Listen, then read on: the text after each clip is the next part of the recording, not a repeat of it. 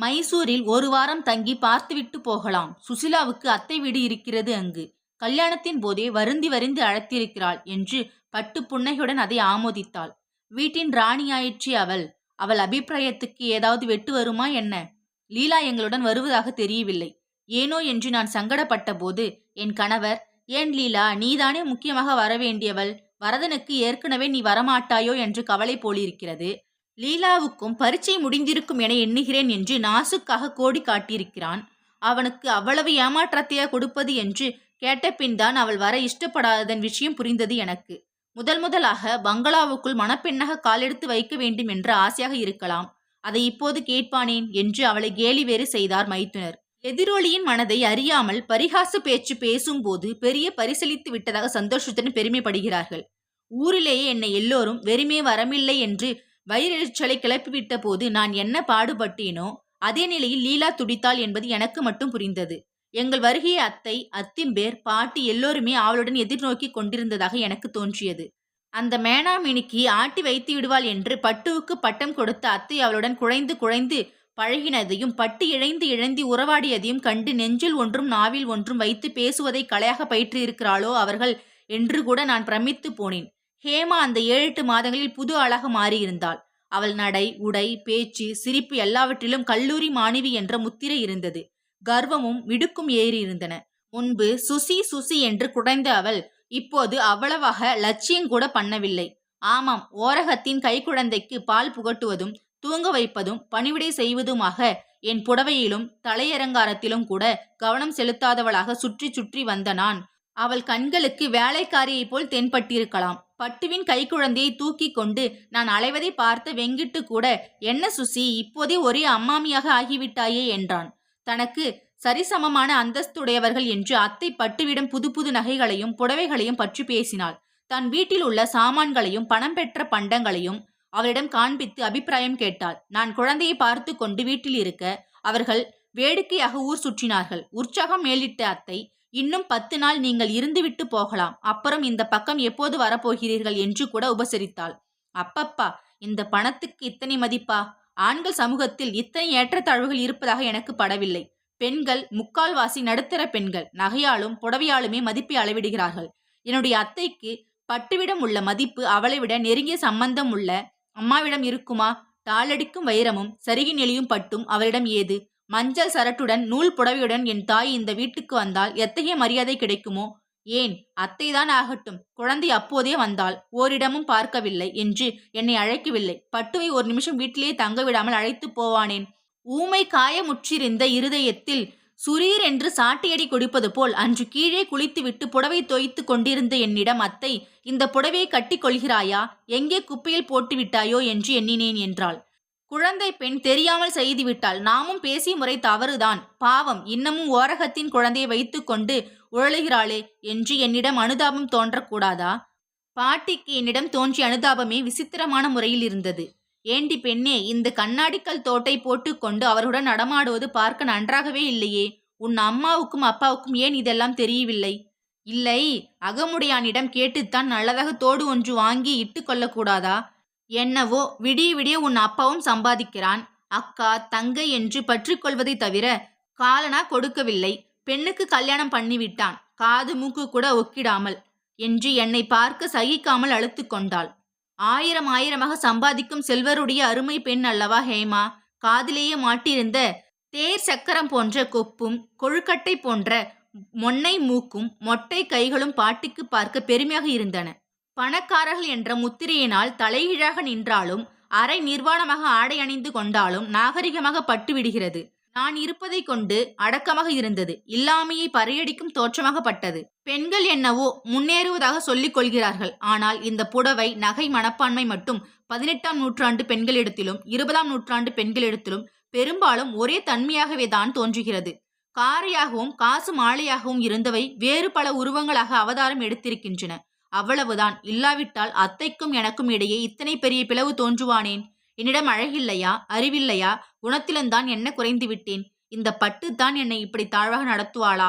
ஹேமா எனக்கு பதிலாக இங்கே வாழ்க்கைப்பட்டிருந்தால், குழந்தை அழுகிறதே, கொஞ்சம் எடுத்து ஹார்லெக்ஸில் கொடுக்கிறாயா என்று பட்டு சொல்ல முடியுமா? அன்று வெற்றிலையை சுவைத்துக் கொண்டு உல்லாசமாக உட்கார்ந்திருந்த அத்தை பட்டுவிடம், இந்த வருஷம் அநேகமாக எங்கள் ஹேமாவுக்கு கல்யாணம் நடந்தாலும் நடக்கும். ஊட்டியில் இருந்தால் கட்டாயம் நீங்கள் வர வேண்டும். இன்னும் 2 மாசம் கூட இல்லாமல் போக போகிறீர்கள் என்றாள். அப்படித்தான் நினைத்து கொண்டு வந்திருக்கிறோம். பள்ளிக்கூடம் திறந்துவிட்டால் கூட குழந்தைகளை மட்டும் அனுப்பிவிட்டு நான் 4 மாசம் உடம்பை தேய்ச்சி கொண்டு போகலாம் என்று எண்ணியிருக்கிறேன். பெண் படிக்கிறாள் போல இருக்கிறதே, கல்யாணமும் பண்ணிவிடப் போகிறீர்களாக்கும் என்று பட்டு கேட்டாள். படித்தால் என்ன, உறவுதான் பையன். அவனுக்கு இந்த வருஷம்தான் படிப்பு முடிந்தது. கட்டிவிட்டால் கவலை விட்டது பாருங்கள் என்றாள் அத்தை. உறவிலேயே யார் இருக்கிறார்கள் என்று நான் எண்ணி முடிக்கும் முன் பட்டு கேட்டுவிட்டாள். நாத்தனார் பிள்ளைதான். இந்த ஊரிலேதான் அவர் யூனிவர்சிட்டியில் ப்ரொஃபஸராக இருந்தார். கொஞ்ச நாளாக உடம்பு சரியாக இல்லை, அதனாலேயே அவ்வளவு அவசரம். பையன் பட்டணத்தை தான் இன்ஜினியரிங் வாசித்தான் என்று அத்தை விளக்கும் வரை எனக்கு மூர்த்தி நினைவு வரவே இல்லை. என்னையும் மீறியவளாக, மூர்த்தியா அத்தை? தெரியவில்லையா மன்னி? அன்றொரு நாள் புடவை கொண்டு கொடுத்தாரே, அப்புறம் கூட அடிக்கடி வீட்டுக்கு வருவாரே என்று நான் ஞாபகப்படுத்தினேன். என்றாலும் ஏனோ எனக்கு அப்படி படபடக்க வேண்டும். அங்கே லீலாவுக்கு வரதன், இங்கே மூர்த்திக்கு ஹேமாவா? லீலாவுக்கு இந்த செய்தி தெரிந்தால் எத்தனை வேதனையாக இருக்கும். பெண் என்றாலும் அவள் அல்லவா பெண்? அவளும்தான் படிப்பிலும் அழகிலும் மற்ற எல்லாவற்றையும் காட்டிலும் குணத்திலும் மேன்மை பெற்றவள். என்னுடன் பழகியிருந்தும் ஹேமா இப்போது முகத்தை திருப்பிக் கொண்டு போகிறாளே. வெளி தோற்றத்தை விட்டு உண்மையான உள்ளத்தை கண்டு மதிப்பு கொடுக்கும் அவள் அல்லவா உண்மையில் நாகரிகம் அடைந்தவள். அவளைப் போல் மேக்கப் ஆடம்பரமும் உடல் தெரியும் ஆடைகளும் இன்றி அடக்கமாக அவள் கல்லூரிக்கு போய் வரும் அழகு ஒன்றே போதுமே. லீலாவுக்கு இந்த செய்தியை நான் தெரிவிக்க வேண்டாமா? அன்பு இல்லாத அந்த வீட்டில் என்னை மகிழ்விக்கும் ஒரே பிராணி அல்லவா அவள். ஏன், என் தாயை கூட அப்போது அன்பிலிருந்து பிறந்து விட்டதாக தோன்றியது. அவள் அனுதாப வார்த்தைகளும் ஆதரவையும் எதிர்பார்த்திருந்த என் மேல் குற்றத்தை அல்லவோ ஏற்றி வைத்து விட்டாள். நிதானம் இழந்து விடுவேன் என்று உள் விஷயங்களை அறியாமலேயே மடக்கிவிட்டாளே. அதையும் அறிந்தால் நிச்சயமாக ஊர்ஜனம் செய்து என்னை இன்னும் எப்படியெல்லாம் கோபித்திருப்பாளோ. புதிதாக ஏதாவது அலங்காரம் செய்து கொண்டால் கண்ணாடியில் கண்டு தனக்குத்தானே அபிப்பிராயம் சொல்வதை காட்டிலும் பிறர் கண்களில் பட்டு அவர்கள் கொடுக்கும் அபிப்பிராயமே உகந்ததாக கருதுகிறோம் அல்லவா? அதுபோலத்தானோ உள்ளமும். குழந்தையிலிருந்து வளர்த்து என்னை பெரிவளாக்கியிருக்கும் என் தாய்க்கு என் மன இயல்புகள் என்னை விட நன்கு தெரிந்திருக்குமோ? அப்படி பார்த்தால் நான் நிதானமின்றி அன்று நடந்து கொண்டு விட்டேன் என்றுதானே ஆகிறது. ஒரு துளி விஷம் ஒரு குடம் அமுதத்தையும் விஷமாக்கி விட சக்தி வாய்ந்தது போல் என்னுடைய ராட்சச தன்மை அவருடைய அத்தனை அன்பையும் முறித்து விட்டிருக்குமோ? லீலாவிடமிருந்து எப்படியோ சுற்றி சுற்றி இந்த சஞ்சலத்திற்கே வந்துவிட்டேன். குட்டியை குழப்பி கையை விட்டு தேடினால் இன்னமும் கலங்கி போகுமே ஒழிய தேடும் பொருள் அகப்படாது. என் மனத்தை நான் கிளறி கிளறி விட்டு கொண்டதன் பலன் இன்னும் அதிகமான சந்தேகங்களும் கேள்விகளும் எழுந்தனவே ஒழிய அவர் மனதை ஆழம் பார்க்கும் அளவுகோல் எனக்கு கிடைக்கவில்லை. லீலாவுக்கு என் சஞ்சலத்தை பற்றி எதுவுமே தெரியாது. அவள் எனக்கு ஏதாவது பரிகாரம் சொல்லக்கூடும் என்று ஒவ்வொரு சமயம் தோன்றுகிறது. என்றாலும் நானாக எப்படி பச்சையாக நிலவரங்களை உடைப்பேன்? என்னை பற்றி எதுவும் சொல்லிக் கொள்ள வாய் எழாதபடி ஏதோ தடிக்கிறதே. எல்லோரும் அன்றி கண்ணம்பாடி அணைக்கட்டு பார்க்க கிளம்பினார்கள். கொஞ்சம் தயங்கிய பட்டுவை வெகு சுவாதீனமாக அத்தை, அணைக்கட்டு பக்கம் தண்ணீர் காற்று. குழந்தைக்கு ஒத்துக்கொள்ளாது. ஏற்கனவே அதற்கு ஜலதோஷம், மூச்சு திணறுகிறது. சுசிலா குழந்தையை வைத்து கொண்டு இருக்கட்டுமே, நீங்கள் இந்த சமயம் விட்டால் எப்போது வரப்போகிறீர்கள் என்று அவளுக்கு இன்னும் தைரியமூட்டும் வகையில் கூறினாள். எல்லோரும் போய்விட்டார்கள். வெங்கட்டு ஊரிலேயே இருக்கவில்லை. ஏதோ விளையாட்டு கோஷ்டியுடன் பெங்களூர் சென்றிருந்தான். ஹேமா டென்னிஸ் கிளப்புக்கு கிளம்பிவிட்டாள். பாட்டி கீழே சமையற்கட்டில் சமையற்காரிக்கு உதவியாக இருந்தாள். நான் மட்டும் அழும் குழந்தையை மடியில் வைத்து ஆட்டியவாறு மாடியில் உட்கார்ந்தேன். மாடிப்படியில் அடியோசை கேட்டது. யாரும் இல்லையா என்று கேட்டவாறு மூர்த்தி வந்தான். நீங்களா? வாருங்கள். எப்போது ஊரிலிருந்து வந்தீர்கள்? அங்கு வீட்டுக்கு போயிருந்தீர்களா? அவர்கள் எல்லோரும் சற்று முன்தான் அணைக்கட்டு பார்க்க சென்றார்கள் என்று விசாரித்து நான் அவனை வரவேற்றேன். நான் இன்றுதான் வந்தேன். நீங்கள் எல்லோரும் இங்கு வந்திருக்கிறீர்கள் என்று லீலாதான் தெரிவித்தாள். எத்தனை நாட்கள் ஆகின்றன? நீ ஏன் பிருந்தாவனம் போகவில்லையா? முன்பேதான் இந்த ஊருக்கு வந்து இந்த வீட்டையும் ஸ்டேஷனையும் தரிசனம் செய்துவிட்டு போய்விட்டாய் என்று சிரித்த முகத்துடன் கேட்ட மூர்த்தி என்னை உற்று நோக்கினான். அப்போது சௌகரியமில்லை, இப்போது குழந்தை இருக்கிறதே என்று பதிலளித்து எனக்கு துக்கம் தொண்டை அடைத்தது. மீறிக்கொண்டு ஒரு வரட்டு சிரிப்பு சிரித்து வைத்தேன். ஆச்சரியம் விழிகளில் நடமிட அவன் என்னை இன்னும் கூர்ந்து கவனித்தான். நான் தலையை தொங்கவிட்டு கொண்டேன். ராமநாதன் வரவில்லை என்று கேட்ட அவன் தொனியிலேயே சந்தேகம், வியப்பு இரண்டும் கலந்திருந்தன. வந்திருக்கிறார் என்று முணுமுணுத்த நான் தலையை ஆட்டினேன். பின் ஏன் உன்னை தனியாக இங்கு விட்டுவிட்டு போனார்? ஓஹோ, கூட்டத்துடன் இல்லாமல் தனியாக போக வேண்டும் என்று. குறும்பு சிரிப்புடன் வாக்கியத்தை முடிக்காமலேயே அரைகுறியாக நிறுத்தினான் அவன். என் துயரத்தை நெம்புகோல் போட்டு நெம்பிவிட்டது போல் ஆயிற்று. விழிக்கடையில் நீர் உந்திக் கொண்டு வந்துவிட்டது. குழந்தையை தூளியில் போட்டுவிட்டு அவன் முகத்தை பாராமலேயே நான் வராண்டாவில் ஓரமாக போய் நின்று கொண்டேன். மழையில்லாது காய்ந்து கிடக்கும் பயிர் ஒரு சொட்டு நீர் வந்தாலும் விட்டுவிடுமா? யாருமே எனக்கு அனுதாபமாக இருக்கவில்லை என்று ஏக்கம் என் நெஞ்சு நிரப்பிக் கொண்டிருந்த போது அவனுடைய அனுதாபம் என்னை இலக்கிவிட்டது. மீண்டும் அவன், என்ன சுசிலா, முகம் ஏதோ மாதிரி இருக்கிறதே, உடம்பு சுகமில்லையா என்று வினவினான். ஒன்றுமில்லை என்ற என் குரல் எனக்கே தழுதழித்திருந்தது. அவன் பாராதபடி திரும்பி கண்களில் துளித்திருந்த நீரை துடைத்துக் கொண்டேன். பதற்றம் தெரிய, என்ன விஷயம் சுசிலா, ஏதோ மனஸ்தாபம் போல் என்று முடிக்காமலேயே நாவை கடித்து கொண்டான் மூர்த்தி. நான் அந்த அரை நிமிஷ நிகழ்ச்சியிலிருந்து சமாளித்து கொண்டு விட்டேன். ஏதும் இல்லை.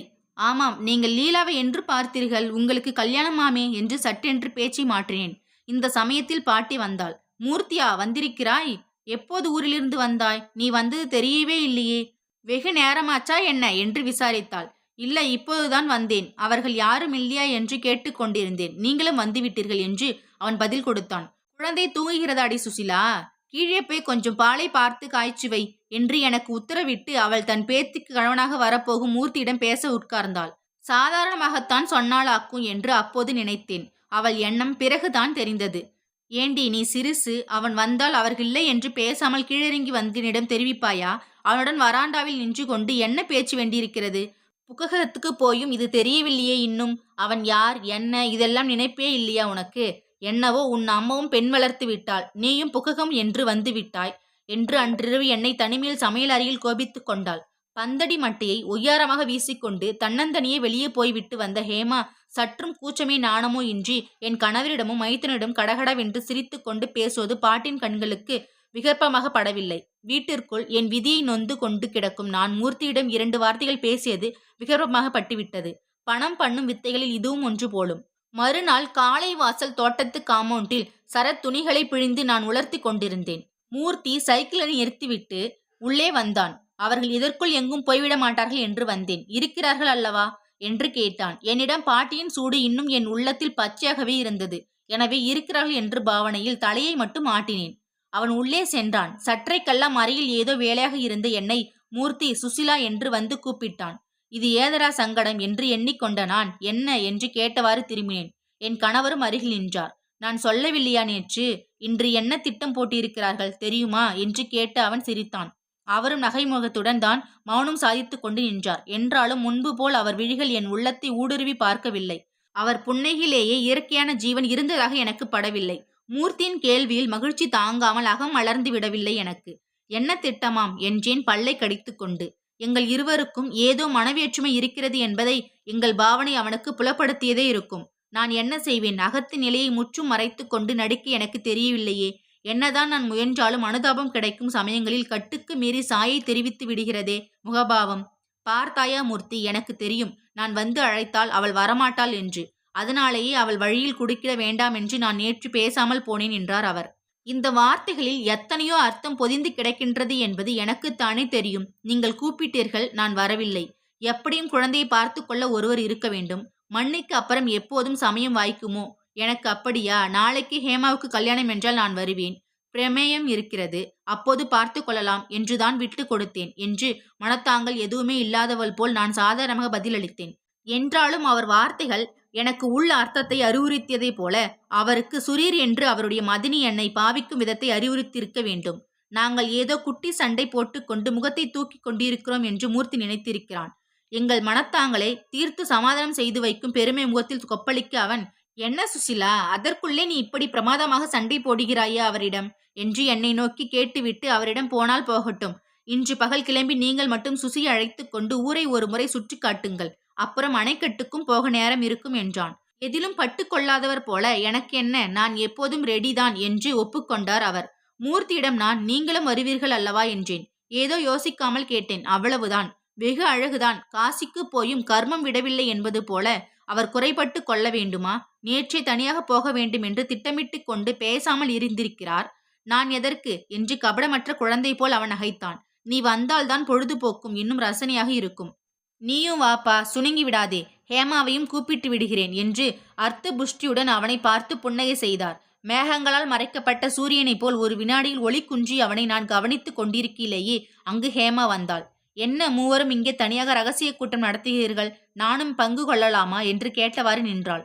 பங்கு கொள்ளலாமா என்றா கேட்கிறாய்? உன்னை பற்றிதான் பேசிக் கொண்டிருந்தோம் என்று என் கணவர் முடிக்கும் முன் அவள், ஓஹோ, தனிமையில் என் மண்டியை போட்டு உருட்டி கொண்டிருந்திருக்கலாகும்.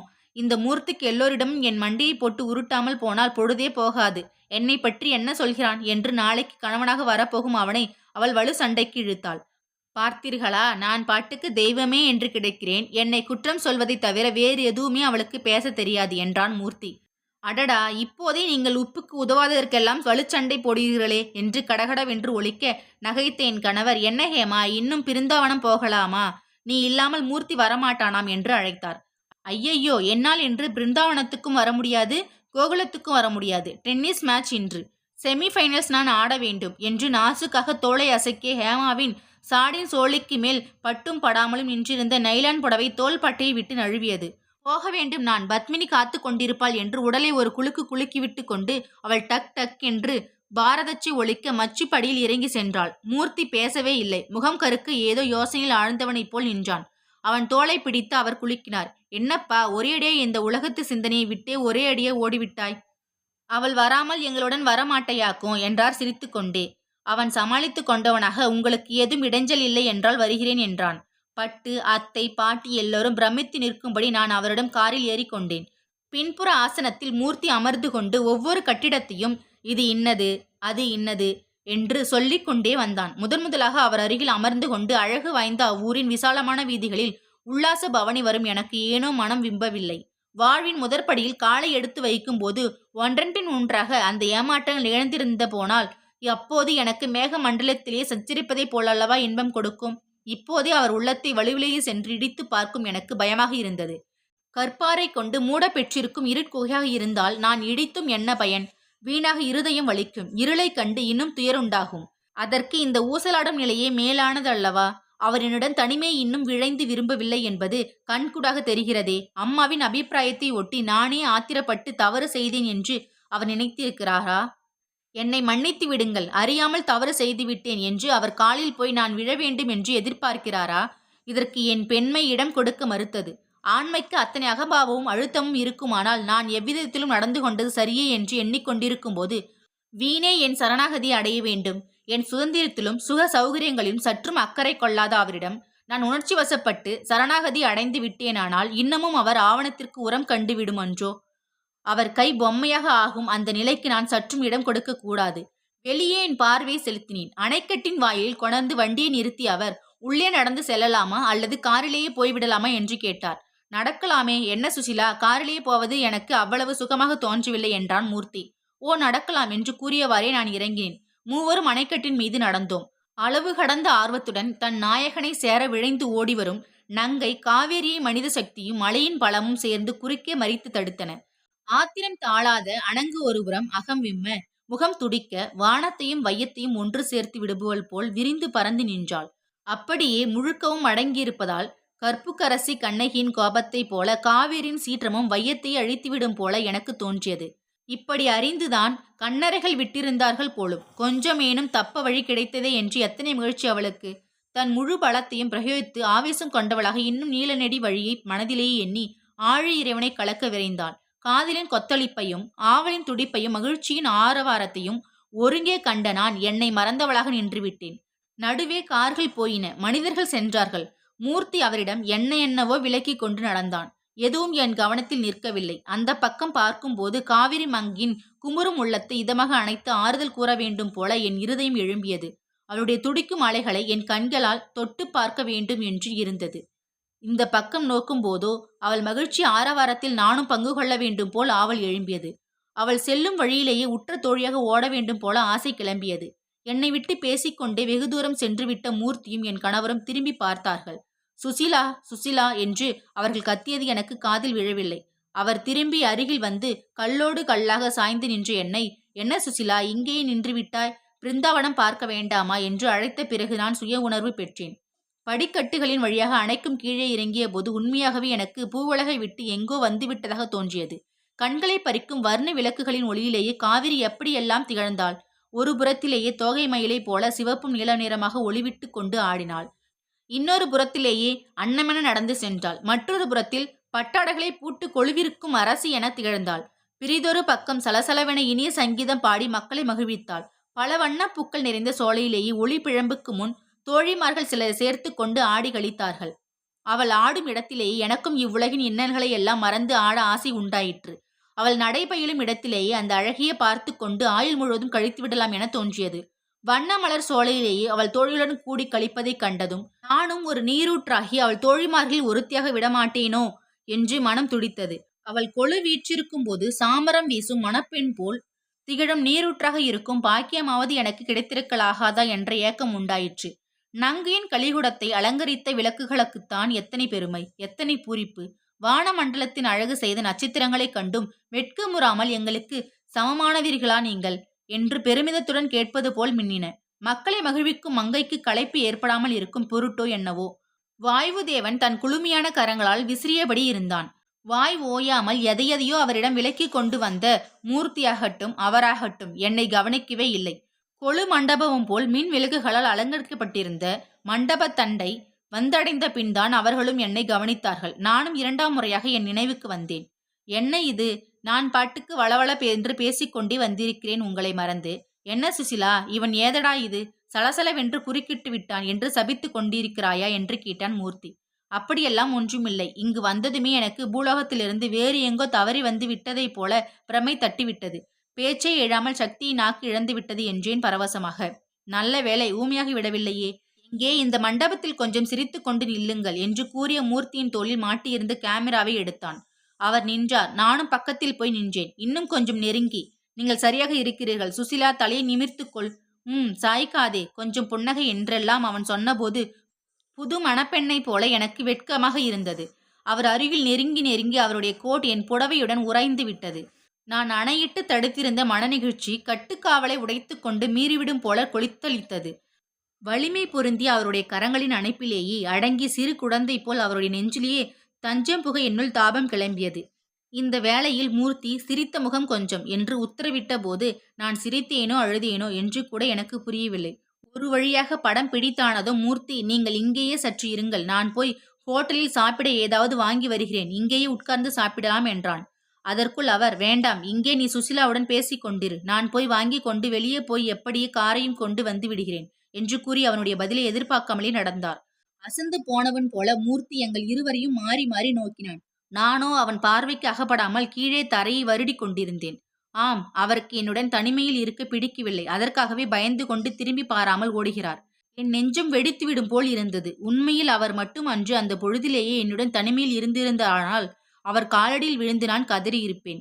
என் ஆராய்ச்சிகளை எல்லாம் ஒரு புறமாக மூட்டை கட்டி வைத்துவிட்டு நான் செய்த பிழையை மன்னித்து விடுங்கள் என்று கண்ணீர் பெருக்கியிருப்பேன்.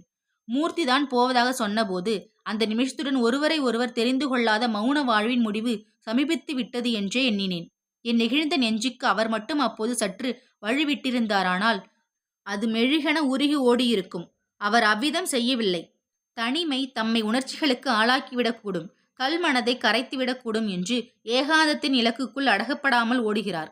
ஏன் இப்படி ஓட வேண்டும்? மனிதர்கள் குற்றம் செய்வதில்லையா? அவரை விட நான் எவ்வளவோ சிறியவள், அனுபவம் முதிராதவள். தவறு என்னிடம் இருந்தாலும் அவர் உள்ளத்தில் காதல் நிரம்பி இருக்குமானால் மன்னித்து விட மாட்டாரா? மூர்த்தியின் தூண்டுதலுக்காக என்னை அழைத்து வந்திருக்கிறார். சுசிலா என்ற மூர்த்தியின் குரல் என்னை உலுக்கியது. நிமிர்ந்தேன். எங்கே பார்த்தாலும் ஜெகஜோதியான ஒளிமயம், சோவென்ற நீரின் சப்தம் எல்லாம் இந்திரலோகம் போன்ற இடத்திலேயே இருக்கிறோம். எதிரே மூர்த்தி கூப்பிடுகிறான் என்று எனக்கு நினைப்பூட்டின. என்ன சுசிலா இது? ராமநாதருக்கும் உனக்கும் ஏதோ விளையாட்டு சண்டைதானாக்கும் என்று நினைத்தேனே. எனக்கு இப்போது மிகுந்த கஷ்டமாக அல்லவோ இருக்கிறது. நீ பாட்டுக்கு பேசாமல் என்று இருக்கிறாய். அவரோ நான் வித்தியாசமாக நினைத்து கொள்ள கூடாதே என்று மாதிரி ஏதோ அசட்டு சிரிப்பு சிரித்து கொண்டு எனக்காக உன்னிடம் பேசுகிற தோரணியில் பாவனை செய்கிறார். என்ன விஷயம் சுசிலா? நேற்று உன்னை விட்டு அவர் இங்கு வந்திருக்கிறார் என்று அறிந்த போதே எனக்கு ஏதோ போல் இருந்தது. ஏதோ தம்பதிக்குள் மனஸ்தாபம் என்று தமாஷ் செய்கிறது மாதிரியில் நான் நின்று இங்கு வர தூண்டினேன். ஆனால் நான் நினைத்தது போல் படவில்லையே என்று அவன் கேள்வி மேல் கேள்வி கேட்டு விட்டான். அவனே வெகுளியான சுபாவம் படைத்தவனாயிற்றே. மனதில் பட்டதை அப்படியே ஒளியும் மறைவின்றி என்னிடம் கேட்டுவிட்டான். ஆனாலும் எங்கள் விஷயத்தில் அவனுக்கு ஏன் இவ்வளவு அக்கறை? பெரிய மனஸ்தாபமாக இருந்தால்தான் நமக்கு என்ன என்று லேசாக கவனிக்காமல் இருந்து விடலாமே. கண்கள் நீரை கக்கி விடாதபடி உணர்ச்சியை விழுங்கிக் கொண்டேன். என்ன பதில் சொல்வது அவனுக்கு? வயசு வந்த ஆம்பிள்ளை அவன். யாருமே எங்களை சிறந்து கொண்டு கவனிக்காத சூழ்நிலை. ஏன் இப்படி அவர் எங்களை விட்டு விட்டு போக வேண்டும்? மனைவியிடம் சந்தேகம் கொண்டவர் அல்ல என்று அவனுக்கு பெருமையாக தெரிவிக்கவா? என் மௌனத்தை கண்டு மூர்த்தி என் எண்ணங்களை அறிந்து கொண்டு விட்டான் போலும். மீண்டும் அவன், நான் விஷமமாக கேட்கிறேன் என்று நினைக்கிறாயே? உன்னை நான் மஞ்சு போல் எண்ணிக்கொண்டிருக்கிறேன் சுசி. முதன்முதலாக உன்னை பார்த்தபோது எனக்கு என்னவோ தனியாக உன் மீது அப்படி ஒரு அபிமானம் தோன்றிவிட்டது. அதுவும் மஞ்சு இறந்த பிறகு நீதான் அவள் என்றே நான் எண்ணியிருக்கிறேன். உங்கள் விவகாரத்தில் நான் தலையிடுவது தவறு என்று எனக்கு தோன்றலாம் என்று கூறியபோது தொண்டை கரகரத்தது அவனுக்கு. நான் எப்போது உங்கள் வீட்டுக்கு வந்தாலும் வாடிய முகத்துடன் நீ சமையலறைக்குள் இருந்து வரும் காட்சியை தான் காண்பேன். மனதுக்குள் நீ ஏதோ கஷ்டப்படுகிறாய் என்று நேற்று அறிந்தபோது எனக்கு திடுக்கென்றது. சுசி, உன்னை நான் முதலாக ஊருக்கு அழைத்து போன போது பார்த்ததற்கும் இப்போதைய தோற்றத்திற்கும் எத்தனையோ மாறுதல் காண்கிறேன். ராமநாதன் உன்னிடம் அன்பாகத்தானே இருக்கிறார் என்று நேரான கேள்வியாக வந்து அவன் முடித்தான்.